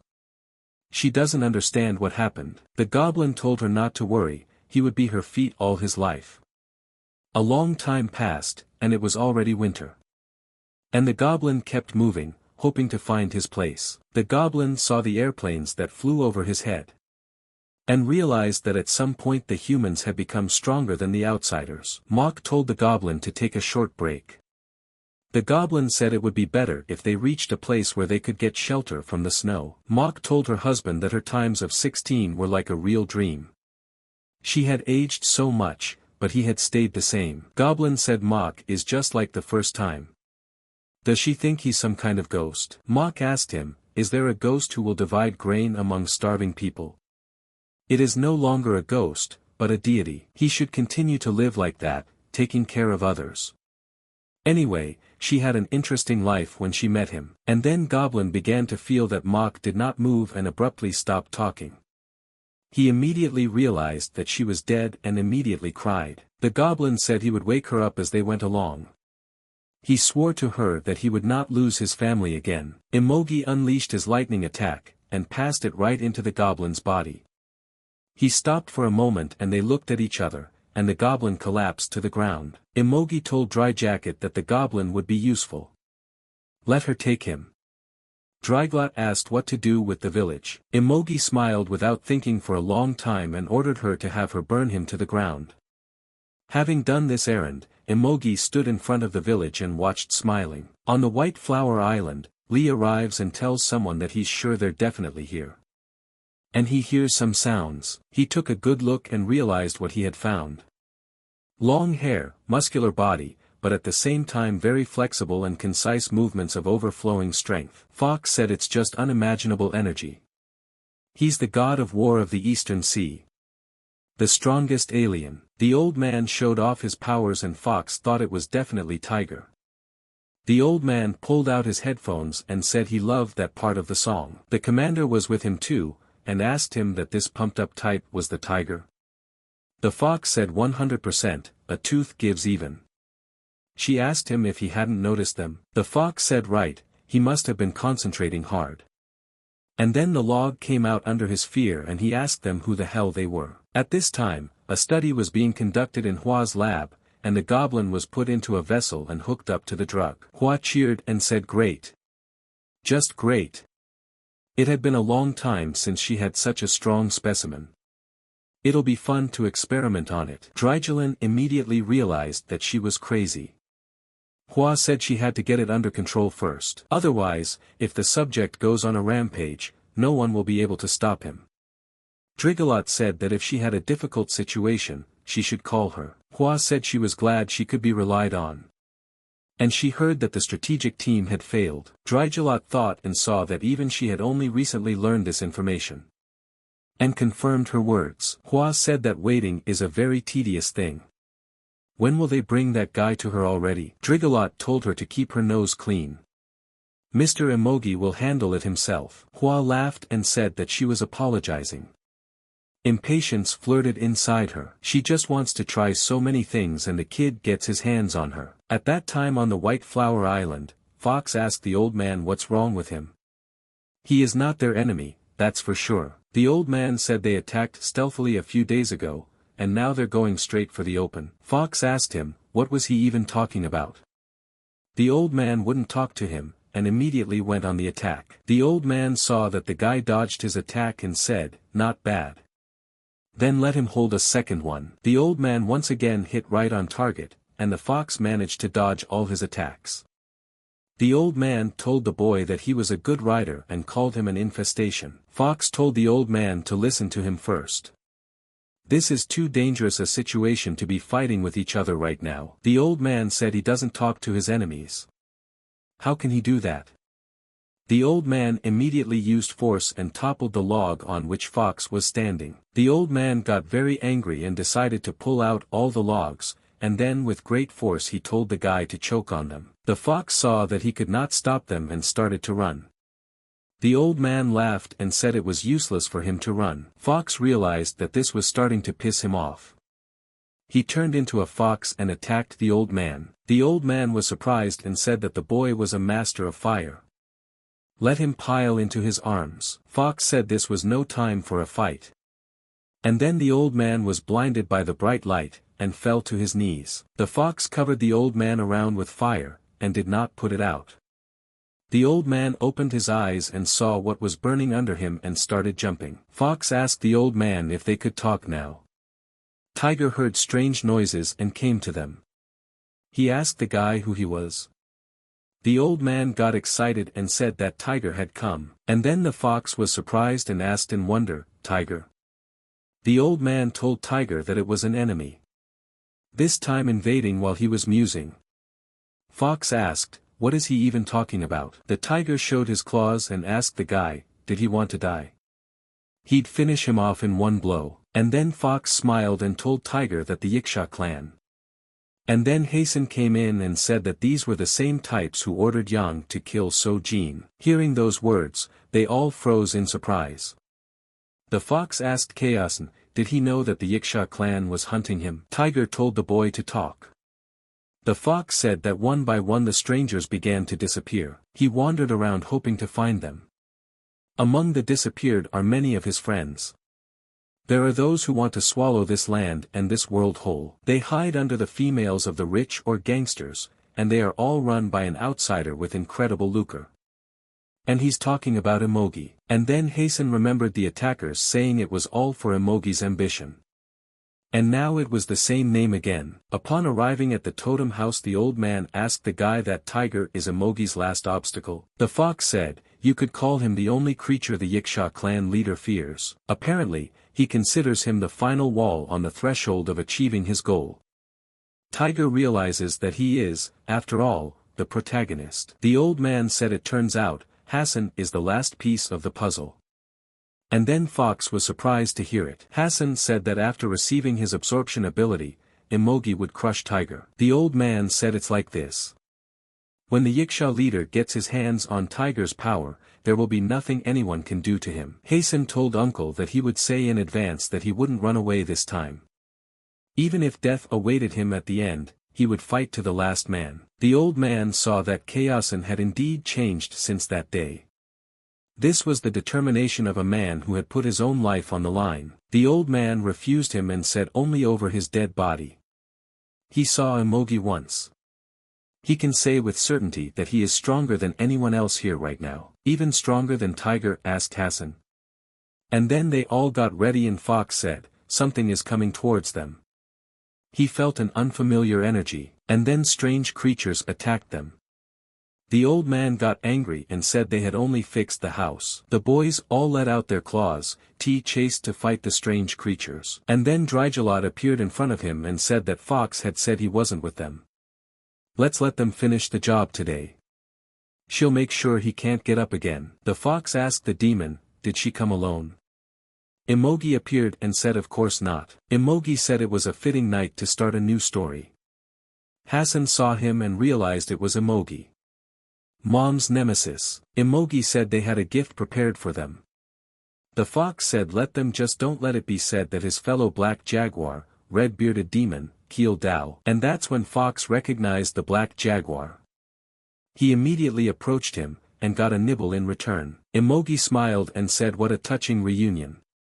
And then he killed him right in front of Fox's eyes. Imogi asked him, what were the others' names? Immediately Fox froze with regret, and all the creatures pounced on him. Imogi told Fox to try looking once. Tiger didn't wait, and immediately went to fight. The old man didn't stand aside either, and using his logs, he immediately crushed all those creatures. Hassen decided to help them, and used his new iron fists, and smashed every creature that attacked him. Hassen got excited and realized that he could do it too. The main thing was not to lose concentration. But at that moment, Imogi saw it, and smirked a little. Imogi said, that's amazing. His answer that he has been searching for so long is here. For a while Hassen stopped and didn't realize what was wrong. Why wasn't his absorption working? Hua had told Imogi that they didn't have to worry. She had taken all the necessary safety measures. The guy won't be able to absorb the power of his rabbits, so use it to your heart's content. Imogi said he thought it was time to move on to the next stage. And then he asked them if they had summoned the master, and now it's his turn. The target, he hopes the master knows. And then the guy in the suit thanked Imogi for giving him a chance. He said he was just having trouble with that sucker. Imogi heard him and ordered him to go to battle. The guy immediately released his kites, and aimed straight at Hassen, and the guy didn't have time to react, and put his arm under the bites. Snake said they hadn't seen each other in a long time, with a puppy. Does he know how long he has waited for this moment? He has the urge to finish the guy off right now. But by handing him over to Mr. Imogi, he'll get a lot more. Imogi used his electricity against the serpent and said that his wish would be granted. But in the afterlife, Hassen hadn't expected this turn of events, for Imogi to destroy his ward when he was already captured. Hassen realized in a moment that it was poison. Immediately he began to turn, and straightway his eyes turned a red color. Hassen realized that the poison he had used had penetrated his body. From the intense pain, he began to warp. The old man saw the guy getting worse and shouted to him. Imogi watched all of this, with so much pleasure. After all, the guy was now in his hands. The ringleader ordered Dry Jacket to take Hassen. She didn't hesitate long and set out for the target. At this time, Fox sat over the body of the red-bearded demon and apologized to him for not being able to save him. Suddenly my uncle started shouting for Fox to come to his senses and defend Hassen. He came to his senses and promised that those bastards would pay. The burpworm attacked Fox, but he was able to apply fox art and a wall of flame in time. Dry Jacket called him a bloody fire fox, adding that such jokes wouldn't go over well with her. A battle began between the fox and the toadstool. Fox was very angry, he wanted to destroy her as well as her allies. Meanwhile, the uncle grabbed Hassen's body and started running from there as fast and as far away as possible. Fox was about to think that he had destroyed the Dry Jacket. However, she opened her eyes again and said that Fox was pretty sexy when he was angry. Then the guy asked her if she really didn't give a damn about what had become of her comrades. Dryglot ironically replied that she didn't care because only the strongest survive in this world. Suddenly Fox noticed a change in the girl's appearance. He told him that he hadn't seen her like this last time, and it had been a long time since she'd been reincarnated. Fox answered her to have as much fun as she wanted since today was her last day. Dry Jacket started laughing and told Fox that he could say anything he wanted, but it still had to be proven in practice. They engaged in battle again. However, this time, Dry Jacket was stronger. The fox was surprised that she was using wind pressure. In that case, the fox realized that increasing the distance was pointless and moved as close to the Dryglot as possible. The jerk told him that now he would definitely not run away and called him a smarmy dog.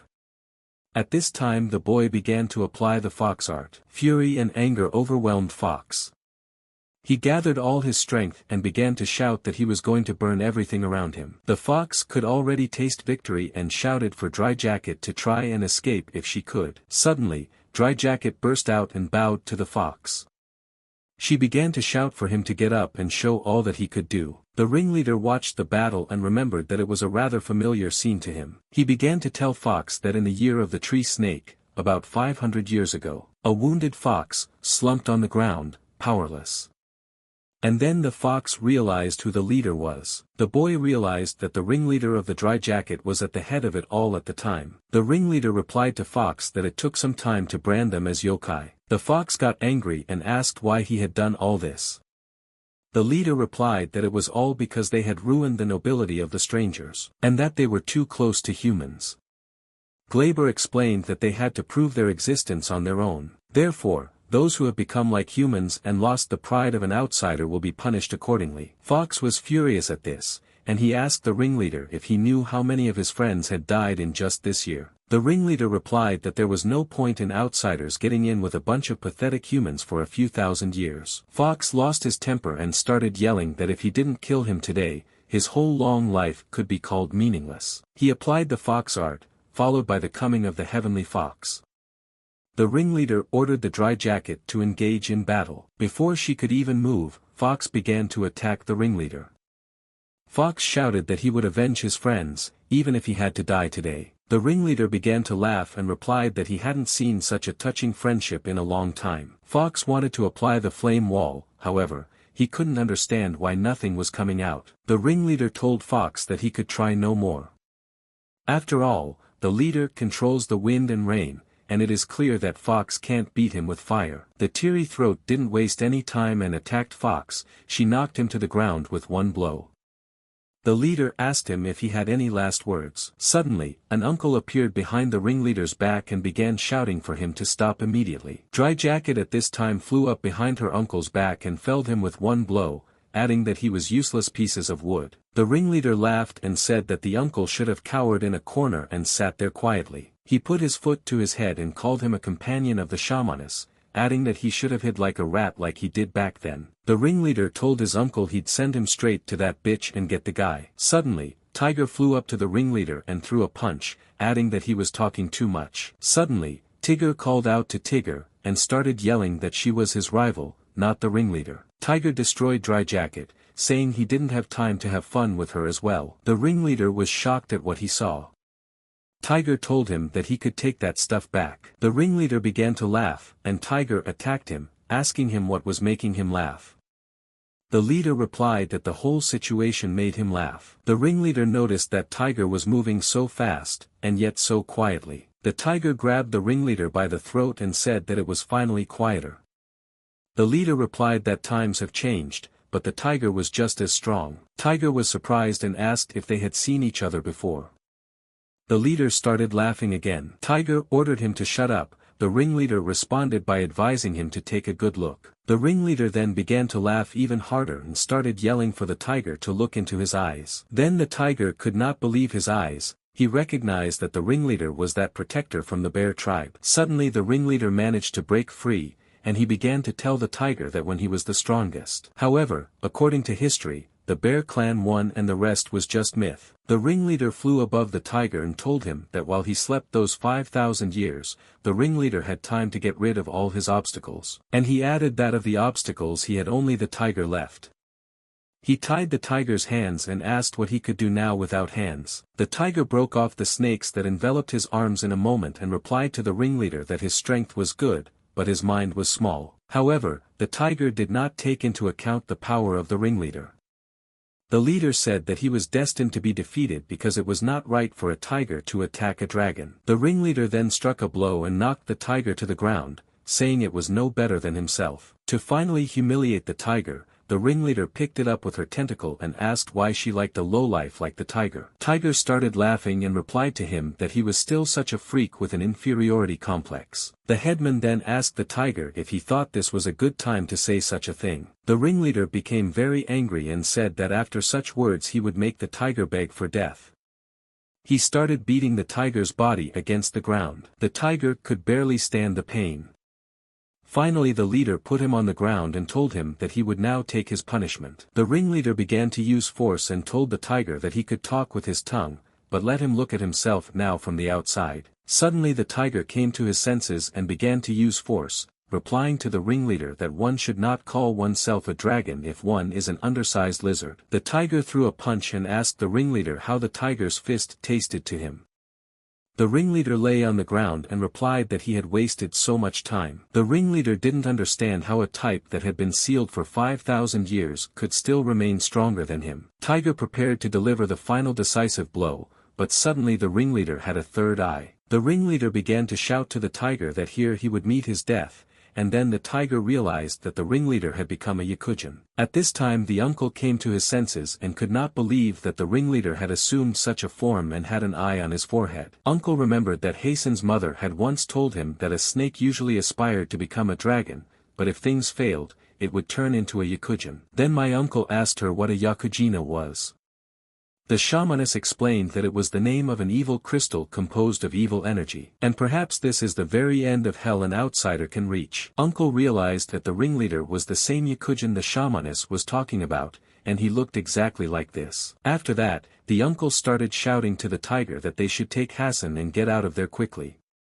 And to deal with the ringleader next time. The tiger answered him to shut up because the tiger intends to kill the ringleader today and now. The tiger came as close to the leader as possible to deliver a strong blow. However, the tiger felt a strong pressure that made him unable to move. In the moment the tiger managed to overpower the ringleader, he took the situation into his own hands, was able to land a few blows. The tiger did not manage to keep the situation under his control for long. The leader was very skillful in his defense. Uncle watched from the side and realized that the evil had completely consumed the ringleader, and the tiger was squeezing all the juices out of himself in this battle. Suddenly a fox appeared behind the uncle's back. The uncle was surprised that he was still alive. The fox was shocked at what had happened to the leader. The battle continued and the ringleader clearly held the lead in this fight. He completely enveloped the tiger's body with his tentacles. Tiger endured incredible pain, he felt as if all his bones were being crushed with a hammer. The ringleader admired himself and shouted that every next blow would make it hurt more. Tiger lost visual range perception due to not seeing one side. Hassen came to his senses and started yelling loudly to the tiger and asking if he was okay. Tiger, meanwhile, managed to break free and he fell to the ground. Tiger had spilled too much blood and his arms were not raised. At this time the ringleader was coming down to the tiger while telling the tiger to try to rub his tongue now, for the ringleader was no longer the man the tiger knew him to be. The ringleader gathered all his evil power and decided to put a stop to it at last, and destroy the tiger. The tiger lay on the ground exhausted and could not believe that this was the kind of death he would die. Suddenly an uncle appeared over the tiger's body and took the ringleader's blow upon himself. The uncle started shouting to the tiger to come to his senses immediately and get Hassen out of there because he can't lose any more of his dear ones in front of his eyes. Suddenly, the leader was attacked from behind by Hassen. Uncle and tiger shouted at him to get out of there immediately. To somehow save the situation, uncle started shouting to the tiger to grab Hassen while uncle distracted the ringleader. However, the uncle noticed that there was something wrong with the tiger. Did he really become a Yakujin too? At this time, Hassen was holding the ringleader and saying that there was no way he was going to let the brat go. The boy shouted to the tiger to attack the ringleader. Hassen tried his best, he yelled at the tiger to finish off the ringleader while the guy held him. Uncle could see that this was not the same tiger as usual, and at this rate, Hassen might be in danger. When the ringleader noticed that the tiger and the old man were getting closer to him, he shouted that they would both be burned and used the technique. Eventually the uncle couldn't take the impact and flew down to the ground. During the fall he yelled that Hassen had to be saved. At this time, Hassen held the ringleader with all his might and shouted to the tiger that now was the right moment to strike. Finally the tiger came to his senses and was ready to strike. Hassen shouted to the leader that he would never get out of there. The tiger struck and the shockwave threw Hassen to the ground. As Hassen fell, he shouted that he believed in the tiger because he was the strongest of the outsiders. The tiger didn't stop and continued to kill the leader. Imogi couldn't understand how the tiger had such incredible strength. Imogi fell to the ground and the tiger landed after him to deliver a decisive blow. But suddenly, a goblin appeared behind him. The goblin arrived with dry jacket, he knocked out the tiger and took the boy's body and Imogi's body. A short time later, Dry Jacket came to the lab to inquire about the ringleader's well-being. Hua revealed that there were some minor injuries present on Imogi's body, but the lord couldn't be broken that easily. The burphead was annoyed and asked if it was mandatory to do the transplant now, and if it couldn't wait until the ringleader had fully recovered. Hua reminded her that Imogi-san's long-held wish was to get hold of the guy's power and be reborn into a previously unknown being. This infuriated Dry Jacket even more, and she started yelling that she had nothing against the transplant, but it could wait until the ringleader came to his senses. Hua replied that Dry Jacket just didn't trust her. And he added that he thought such injuries wouldn't be a problem for Imogi-san. Hua also said that if the ringleader failed to remove this kind of obstacle, it could be concluded that his vessel was incapable of more from the beginning. The burper lost her temper and grabbed Hua by the neck. Hua reminded her that the transplant had already begun, and if anything happened to him, it would affect the ringleader. To divert Dryglot's attention, Hua showed her that the birth of the strongest superhuman in history was now taking place before her eyes. Dryglot couldn't believe her ears. She ordered Hua to stop all of this immediately. Hua thought it was incredible and couldn't get enough of the fact that his hands would create the strongest superhuman. Dryglot tried to yell to the ringleader to get out of there soon and stop the grafting, but he didn't hear her. The jerk-off tried to punch Hua, but she realized it would only make things worse. Hua yelled that she didn't understand anything. At this time Hassen came to his senses. He didn't realize where he was or what was even going on. Suddenly, the guy turned his head and saw Imogi. He wanted to break free and destroy the bastard. At that moment, Dryglot and Hua noticed that Hassen had woken up. Hua couldn't believe his eyes. Hua was proud of himself and thought that now he would be able to do a bunch of different experiments. The machine began to run faster. Hassen didn't understand what was happening and asked me to turn the thing off immediately. The boy closed his eyes and everything seemed to stop.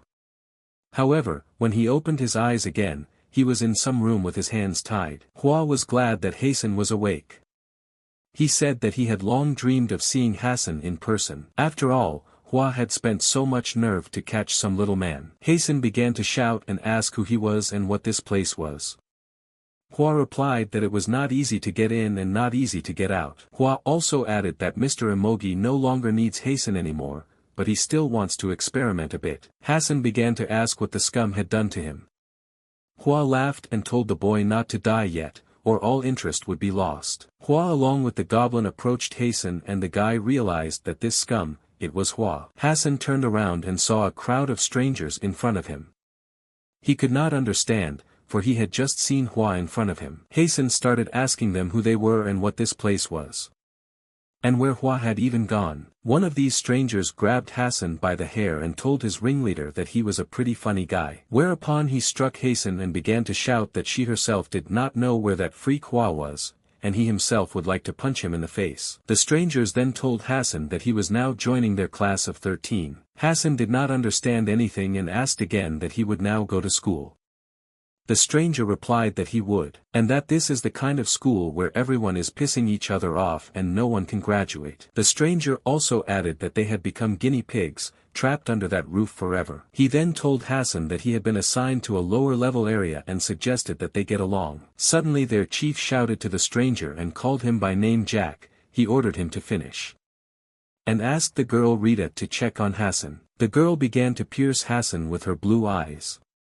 The boy couldn't understand what the feeling was. It was as if he would vomit in a moment. The girl began to pronounce, medium-level control, superior flexibility, running and jumping skill, weapon summoning, telekinesis, regeneration and reincarnation. Hassen realized that Rita had just analyzed his abilities. Jack asked the boy how he got so many powers. The chief asked Rita if she was sure she wasn't mistaken. The girl answered that there was something else, and that wasn't all. However, after a moment, Rita said that she had just imagined it and that was all the abilities she had discovered. The chief introduced himself to Hassen and said his name was Dampier.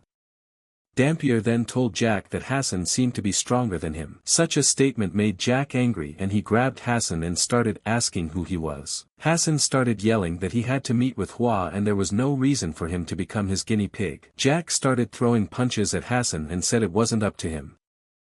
Then Hassen asked him if he was afraid that Hassen was really stronger. Jack got even more angry. Hassen reminded him that he'd heard about his powers and asked him which one he should start with. The fight had begun. However, memories of how the damper wanted to finish him off every time popped into Jack's mind. Then he decided that he would get stronger and take revenge on everyone who had humiliated him.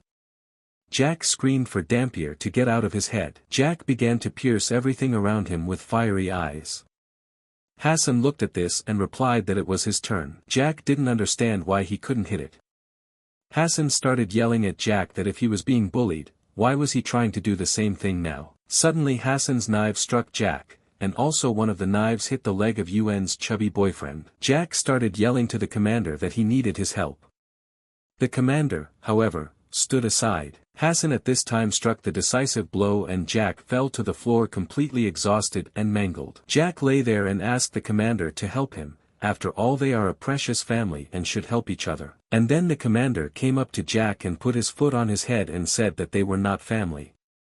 And he started smashing Jack's head. Hassen was shocked at what he saw. The commander went on and said that Jack was right about precious Jack, and began drinking Jack's blood. Hassen asked him that wasn't Jack his comrade. The commander began to laugh and replied that the loser was not his comrade. Also added that while Hassen is no replacement for Jack, he will now have to be his pawn. Hassen asked what would happen if he refused. The commander replied that his opinion was not asked and it was an order. Suddenly Tabesa walked up to Hassen and told Damper that she would set the kid's brains right. Hassen tried to figure out what her superpowers were, but he couldn't tell from the looks of it.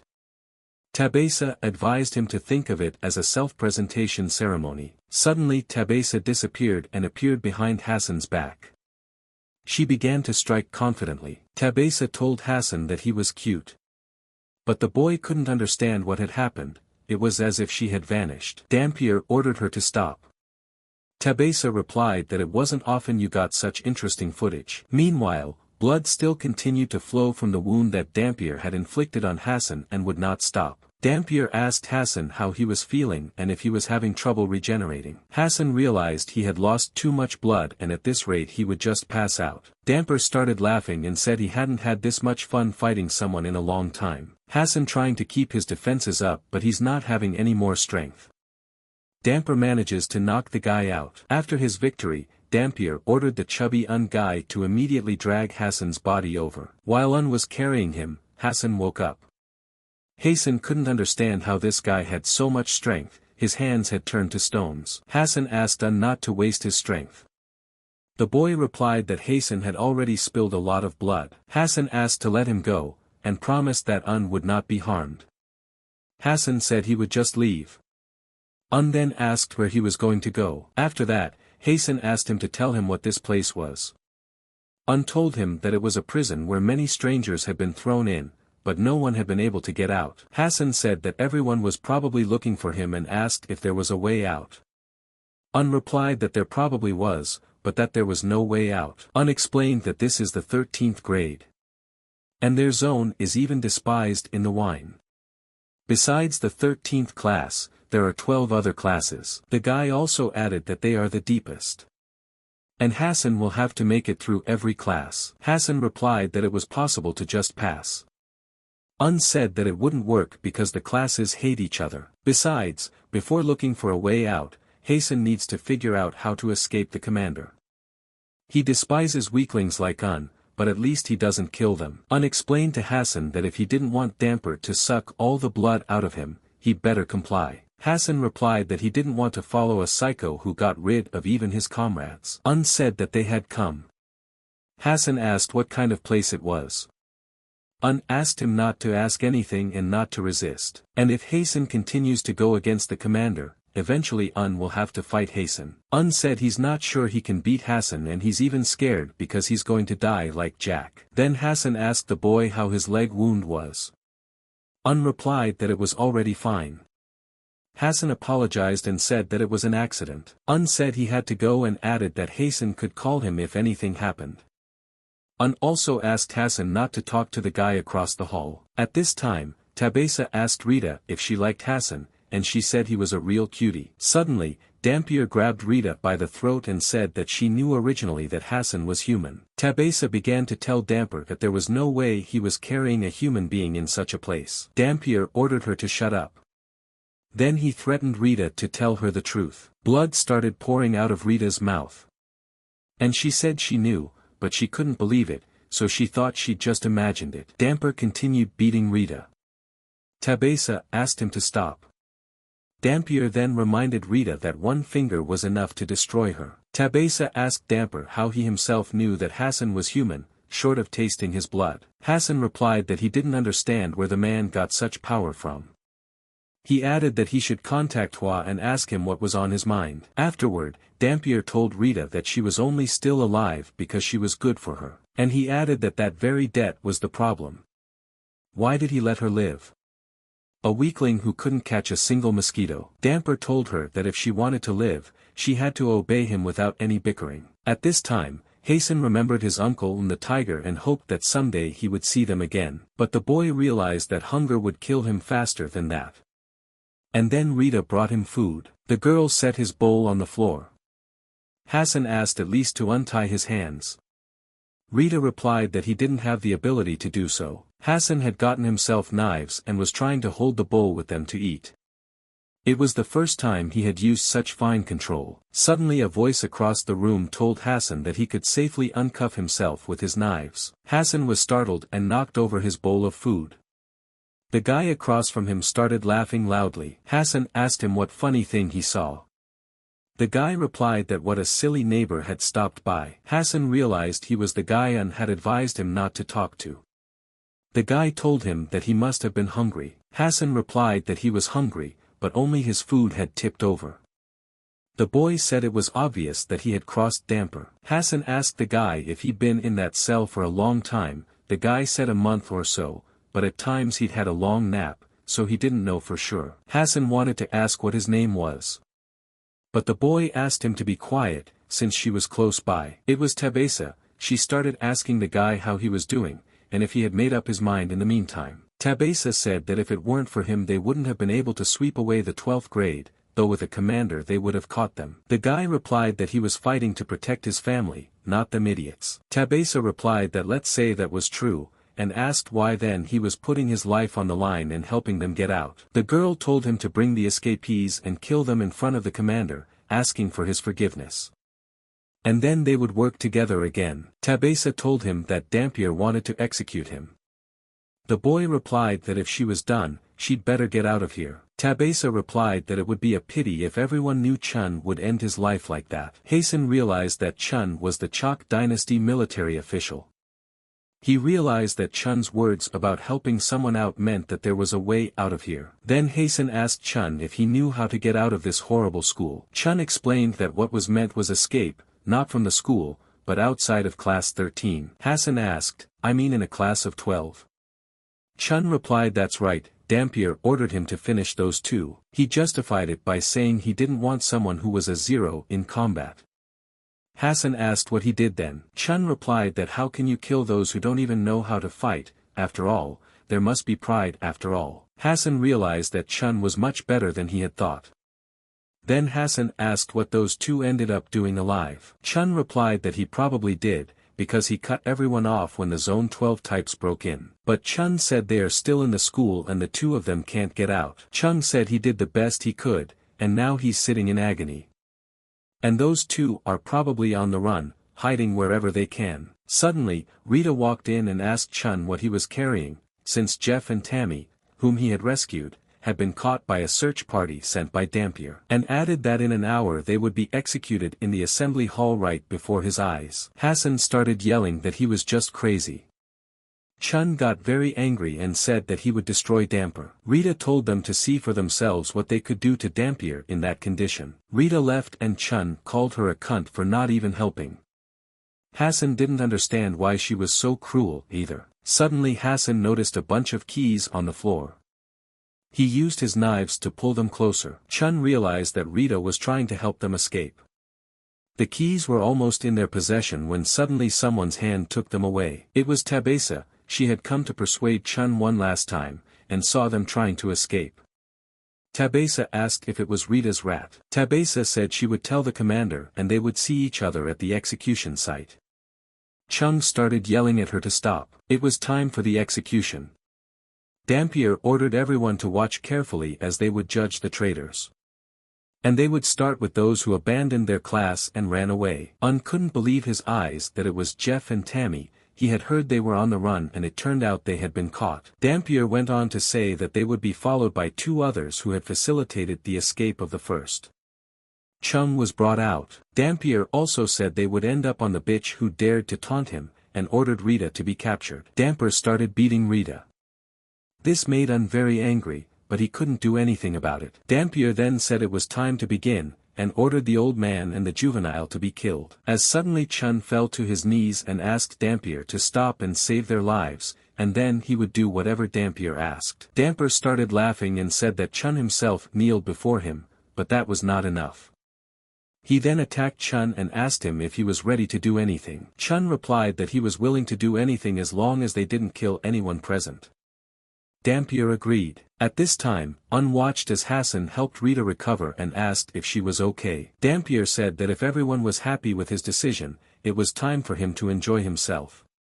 And he asked again if Chung was willing to do anything. Whereupon Dampier said that in that case, let Chun finish those two off with his own hands. Chun got angry and started yelling that this was not their agreement.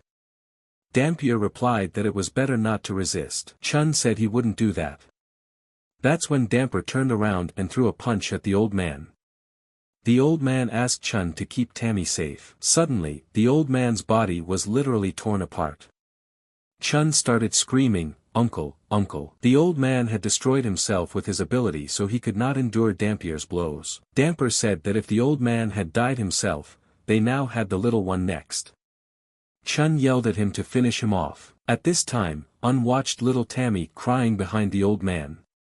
The boy realized it was dirty and low. Was very angry, he started shouting to Dampier that he wouldn't forgive him anymore, and shattered Chun's shackles. Freed Chun and asked him to take revenge and destroy that scum for everything he had done. Chun freed himself and told Dampier that he would be punished for his brutality. Dampier replied that someone had told him that Chun was stronger than him and it was about time he checked it out. The fight began, and Dampier dodged and ducked. Chun gave him his first serious wound. The Dampier got very angry and Chun asked him if it had been a long time since he had tasted his own blood. The Dampier laughed and replied that he wasn't interested in his own blood. Suddenly Tabesa attacked Chun from behind, but Chun had time to react and defend himself, telling her that she could think of something new in the meantime. Suddenly Tabesa disappeared, but Chun knew that he would still hit her with his sword. As it happened, Tabesa was defeated. Dampier really didn't like that and said that now he would have to deal with Chun himself. Suddenly, Dampier made a net out of Tabesa's blood, and tied Chun with it so he couldn't swing his sword. At this time Tabesa begged the commander in her last breath to spare her. But Dampier struck her, and said that he had not yet tasted her blood. It wasn't until Dampier wanted to taste Tabesa's blood that struck him and broke the fingers on his hand. Also helped to get out of Chun's net. Dampier got angry and said he would destroy that fat pig. Chun pulled himself together and said that they should be done with this freak by now. Suddenly, he was accosted by Rita. The girl grabbed his hand and said that this was his true power, surpassed once, surpassed again. A blue aura began to thicken around the sword. Chun told Rita that he hadn't asked her to do that.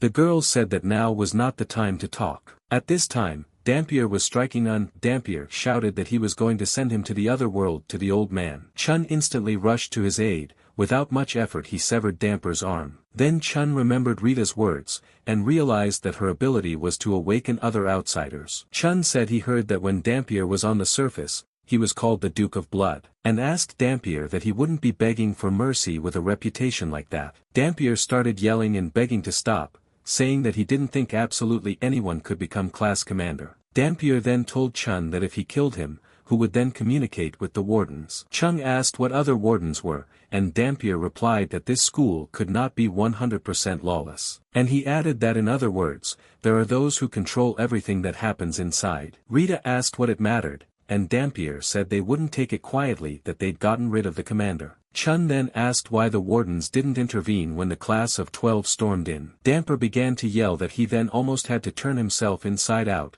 settling the whole situation with the wardens. Chun thought about it and said that he didn't believe in such a thing. Chun then began to attack Dampier. Dampier didn't have time to react to his attack, and set up his wounded arm. He ended up losing it completely. Suddenly, Hassen walked up to Dampier. Dampier was startled and asked the guy what he wanted, and painfully fast Hassen for a human. Hassen smiled and said that Dampier was a real meanie. Dampier got angry and decided to attack Hassen. But the guy got there before him, and when he attacked, he told him to give up. Dampier said with a loud laugh that they would have to put their game on hold for later. His body decomposed into 1,000 bats. Told Rita that Dampier had that ability, and asked if the girl knew about it. Rita replied confidently that she knew. But she didn't know it was being used to escape. Chun whipped up one of the mice and said that as fate would have it, Dampier was gone. As of today, the 13th grade is free. Tammy couldn't believe that they were finally free. And Rita replied that they didn't have to worry about their lives anymore. Chun raised his sword above his head and everyone cheered in unison at their victory over the damper. One of the guys said that you can't forgive that Tabesa. The people around them started shouting that they should kill that nasty bitch. But then Hassen intervened and pulled the boy back and told them to wait. He understood their feelings, but he had to restrain himself. Chun asked in surprise, why leave her alive? Hassen replied that they would need her to communicate with the wardens. Meanwhile, in the sewer, a stranger came out of the water. He looked around and saw a pile of corpses. He did not understand what had happened. The bearded man replied that it was Dampier's subordinates who did it. The bearded man replied that Dampier's subordinates had done it. The stranger told the bearded man to put him in touch with Eva. Robert told Commander Gunther. Gunther said nothing and told Robert that it was time for them to move out. After all, it was time for them to prepare for war. Meanwhile, at the school's headquarters, in the control and management office, the overseer stood in front of the tracking systems. The warden couldn't believe that the boys had managed to drive the damper away. She wondered where he was now. At this time the wounded Dampier was crawling without an arm and one leg. The warder said he was unlucky. Suddenly, Hua walked in with his subordinate Goblin. The overseer greeted them immediately. Hua smiled and said they hadn't seen Euphemia in a long time. The warder asked to just call her Eva. Hua said that no matter how many times he looks at her, she always seems so brave and reliable. Eva said it was all thanks to his mercy. Hua laughed and told her not to exaggerate, though she is indeed a true masterpiece among all his works. But suddenly the system crashed and Eva saw it. She approached the girl and asked what was the matter. The girl replied that Gunther from class 11 wanted to talk to her. Eve asked her what was the business of such an urgent conversation. The girl replied that he was requesting permission to go to war with class 13. Hua heard them talking and thought about the war permit. Immediately he burst out laughing loudly. Hua asked the girl, is that person Hassen just in class 13? The girl replied that was correct. Hua asked Eve if she had ever seen the beauty when a drop of ink falls into clear water. Eva replied with confidence that she had seen everything. Hua asked her what she was waiting for. She could give permission. After all, that's what their school is all about. All right, ladies and gentlemen. Long live another festival of carnage and bloodshed. Meanwhile, Dry Jacket was enjoying her time in her office. But then there was a knock at her door. She asked, what's wrong? The guard came in wounded and said that Ken's office had been attacked. And that's where Dry Jacket didn't see it coming. She asked if it was him again. The guard said this was the 5th time. The attacker said he was looking for some guy named Hassen. The jiggler said that this nutcase was totally out of line. The guard told the boss he had to do something about it. Dryjiglon thought of Imogi-san and wondered when he would return back to them. At this time, information came in at the safe house of the National Intelligence Agency, and the captain couldn't believe it. The captain asked as the Yiksha clan office was trashed again. Is the guy sure it's Tiger? The guy replied that's right, there were CCTV cameras nearby. And if she looked at the photos from the scene, the captain looked and said that she certainly understood that he wanted to find Hassen, but his methods only made things more difficult. But then the door opened and Fox came into the room.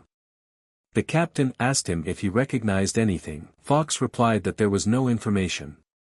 The captain became agitated and asked no information at all. Fox asked, what information is there? Imogi and Takabe all evaporated as one. Fox said that he had already gone around to all his comrades from Korea, but there was no catch. The commander asked if they were abroad. Fox asked his boss if she would let him fight a demon once. The boss said no. No fights for her. Has he forgotten who she is already? The fox was outraged and said it was intolerable. The captain said they needed an excuse to attack a big shot like a demon. But then another guy came in and told the supervisor that some woman wanted to meet her. The captain was surprised at such a meeting, and with a woman. A girl with a dog came into the office and sat down at the desk. The captain asked if she could check with her about what she was here for. The girl apologized and replied that she couldn't contact her beforehand. She had come to help them. The captain asked what kind of help we were talking about. The girl said that as far as she knew, they had been after Yaksh for a long time. She's sure they've already managed to figure out the connection between the Yiksha clan and the commercial organization that Imogi heads. Captain was surprised at such words and couldn't understand where she got such information from. The girls said that despite all the denunciations, they still can't determine which direction to take, which makes the investigation stand still. And the thing is, there are hidden forces that are preventing them and trying to disarm them. Imogi's influential connections in media, political and business circles. All the information about it is right here. At this time in Taba's room, she was alone sitting and thinking. And then the guy asked her that she could get in touch with this warden. Tabesa replied that theoretically no. It can only be done by the class commander. Hassen said they don't have him anymore. What if they picked a new one? Chun immediately thought about the commander. Chun hugged Hassen and said it's already decided. The new commander of Class 13, it would be him now. Hassen was surprised and asked, shouldn't it be the strongest? He means Chun. Chun started to refuse and said it wasn't going to happen. With his temper, it's best not to. Hassen realized that he was not a stranger, in a human. Tabesa said that since they had left her alive, she would tell them something. Whatever the reason, after such a mess, the wardens would not sit idly by. And then everyone got scared and asked why. Tabesa said they might not act on their own. But they might send someone from another class. The guys all thought and didn't know who was even in the rest of the classes. They wooker that Class 13 was at the bottom, Tabesa asked. The higher classes are made up of outsiders with similar abilities. Anything that doesn't fit their division is dumped here, in Class 13. Chun lost his temper and asked what they were calling him and the gun stuff. Just then he stopped and Chun said they had already come. Just then, a great rumbling noise broke out, and an army of strangers were heading towards them. The boys asked who they were. Were they, by any chance, from Class 11? Gunther told his brothers it was time for revenge. Let them enjoy them to the fullest. The strangers immediately swooped down on the guys and began to destroy them. They argued with the guys, who dare they bark at? But then Choi intervened and asked, how dare they make a buffoonery in someone else's territory? Lucas told the commander that he would handle it himself. Gunther accepted that and gave him permission. Tear them to pieces. Lucas immediately turned into a huge monster. Gunther told him to kill those wretched creatures. And to bring them to the graves of his dead brothers. Hassen, when he saw this, Lucas realized what the inmates from 11th grade were like. Chun asked the commander, what would they do? Or should he decide with him himself? Un came out and said that he would fight him himself. Immediately Lucas saw the kid come out to meet him, and immediately picked up speed to attack him. One of the people said, you've got to be so stupid. You're gonna take Lucas head on. Un was not so weak either, and fought Lucas with such determination, for he could match him in strength. Un withstood such force, and was saying that he had succeeded. But his feet kept driving into the ground, and turned to stone. Un lost his temper, for he was sick of this fight. He immediately punched Lucas with his stone hands, and broke his fang. Lucas felt such pain, realized the guy had broken his fang. Un thought his damage was considerable.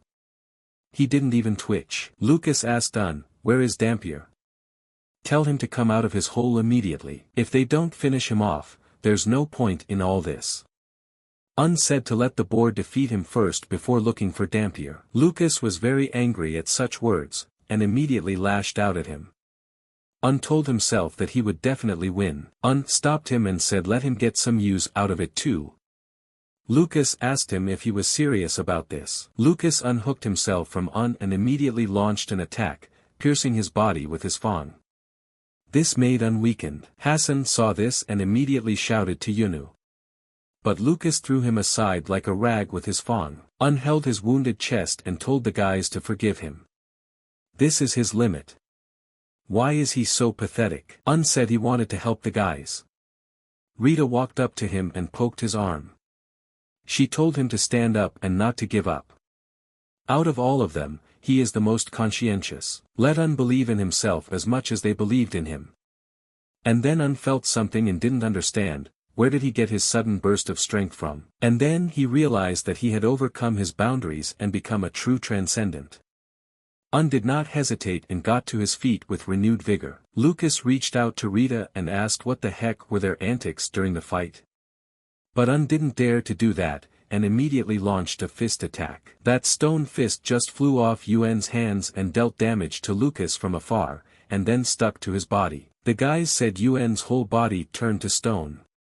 He's never evolved to that. Used his new abilities, and used the ground to immobilize Lucas. He didn't understand what had happened or how it was possible. Went to attack Lucas and called for Chun to help him with his weapon. He immediately came running to help him. Chun jumped on, and with a double attack, struck with his sword. Chun stopped for a moment and didn't understand why his blades didn't go any further. And then Lucas saw Robert come to his rescue and save his life by putting his body up. Luca asked him why he was climbing. Robert said he couldn't let him die. And immediately tossed Chun aside. Robert decided to turn into a beast too, and straight up did it. Robert said, coming out, Chun is the swordsman who destroyed the 12th grade. Chung said there was a bear standing in front of him. He had once caught a couple in the winter mountains. He immediately drew his sword. At that time in the parking lot, the captain and the boys came to a place. Fox asked them, "Is this place definitely here?" The captain said that's right. They tapped the phone call. "It's the representative of the ruling party, Cho Yong." Fox said Imogi had managed to make a third-rate politician of a disintegrating family into a representative of a powerful party. The captain said he had sponsored him for 10 years. Fox said it turns out Yiksha and Cho Yong are here for the transfer of illegal political capital. And then Fox said someone was coming out. The captain said it's Frederick from the Yiksha clan. On the other side, it's Cho Yong. Fox asked, who was that next to him? A bodyguard? Somehow he looks familiar. He asked the captain, should he advance now? But she said it was early. The captain said they'd start by taking a picture of the evidence. And then the bodyguard heard the sound of the snapshot and said that there were rats lurking somewhere nearby. The bodyguard showed his strength and said it was best to catch them. Immediately he attacked the car. The bodyguard immediately swiped his hand through and grabbed the phone. Getting it, he smashed it into small pieces. The bodyguard smiled and said there must have been a lot of important stuff on the phone. And apologized to them. The fox was surprised and said he didn't think Yen was bringing a stranger with him. Frederick told Jen to follow them. They immediately gathered in a group and ran out of the parking lot. And the bodyguard stayed there alone to destroy the rats. The bodyguard immediately applied his strength and said that the bloody mice were climbing out. The fox saw it and said that the aliens' arms were getting longer. The captain asked if there were aliens like that. Fox said it was the first time he'd ever seen such a thing. So he fought him, and he immediately attacked. The fox saw that he wouldn't have time to attack, and decided to dodge. And the alien missed and hit the wall. Fox saw his hand stuck in the wall and immediately picked up the moment and struck with his foot. The stranger asked Fox, is he the nine-tailed one? He had heard a little about him earlier. His face looked familiar. Fox said that Ju Ho was a medalist in an Asian judo tournament. He didn't know he was a stranger too. Isn't aliens' participation in such competitions considered cheating? Alien said he thought he was aware of it himself, but sometimes long life gets boring. Fox asked him, what was it about the silver medal that stopped him? Conscience suddenly appeared. A stranger asked, Conscience? Isn't that what people care about? The stranger said that the one who took the gold gave him a little something for his paw. And then he attacked. The stranger told Fox that he knew he would do that. And immediately he was able to grab Fox's head. The stranger didn't bother to deal with him, and immediately pelted him to the ground. He just smeared him all over the place. The fox crashed into the wall, and then the alien attacked, and he still managed to dodge such a strong attack. The alien attacked him and told him he was finished. And then Fox used his powers and set off an explosion. The stranger started looking around and saw no one. At that time Fox stood aside and said that he almost died. The fox thought it would be difficult to keep his distance with such an opponent. Then he would put all his power into one blow and finish him off. The fox immediately jumped out at him and used a jet of flame. The stranger was startled by this, seeing the stream of fire that was flying at him. But then fire safety kicked in. And the fox fire was immediately vaporized. The fox tried to use his fire, but nothing worked. When the stranger saw this, he laughed out loud and said that the fire had gone out. Fox said he hadn't thought of that at all. At this time the war was all going on in the assembly hall, and the boys were fighting the class of 11. Chun thought, what's wrong with this furry one? He had already stabbed him several times, but he didn't care. June asked him, Robert, why hasn't he died yet? Robert says that's it. Is he holding a sem or a toothpick? Chun saw the team leader and realized that he hadn't wanted to use this thing before fighting him. Well, I guess he'll have to now. Chun immediately released his stream of energy, and was covered in blue flames. This kind of power was unbelievable to him. Everyone at that moment was surprised at what they saw. Chun gathered his energy and attacking said to the bear. Such a strong attack was beyond the bear's grasp, and he received a huge lesson on his body. Chun didn't feel sorry for him and immediately attacked with his sword once more. The bear collapsed to the ground bleeding. Chun said it was time to blow its head off. He immediately launched an attack on its head. The girl who was held captive by the guys managed to get out and realized that in such a situation it was better to escape. Chun launched a crushing attack, but nothing happened to the bear. He asked, how is this possible? The bear immediately took the sword in its mouth and broke it into small pieces. Chun was even more surprised. The girl went into that room and saw that it wasn't a fight but pure carnage, to the death. But then Hassen decided to help his friend, and struck the bear with his fist so that it could let Chun go. Hassen saw Tabum and wondered why she had come here. But he could not be distracted, for the beasts were attacking him. Hassen could see that they had no end in sight. He thought they would kill the leader and the matter would be settled, but there was no way to get to him. Hassen immediately saw that he was being attacked from behind by a bear, and was able to turn around and hold him back. But then he got the idea to use Tabesa. Gunther said they were almost done. Why hasn't Dampier shown up yet? His class is on the verge of extermination. Gunther sensed that something was wrong here. His guard told the commander that they were being attacked from behind. He said levitation was cool when he was attacking. And then he hit the target. Hassen didn't stop there, and continued to attack further. Not to leave their captain alive. Gunther receiving damage thought, when did they manage to get so close? And then his guards were worried about their commander. Hassen raised his knife and told everyone to listen to him. If you don't stop now, you can kiss your commander goodbye. Gunther saw the knife in front of his face and told Hassen to kill him. And here the boy did not expect such a turn of events. Gunther started to turn and said, still such trinkets. Hassen saw him turning and decided to strike. But its power was so strong that Hassen flew backwards from such electricity. Immediately he turned into a wolf. Gunther asked the kid, did he really want to kill him with that toy knife?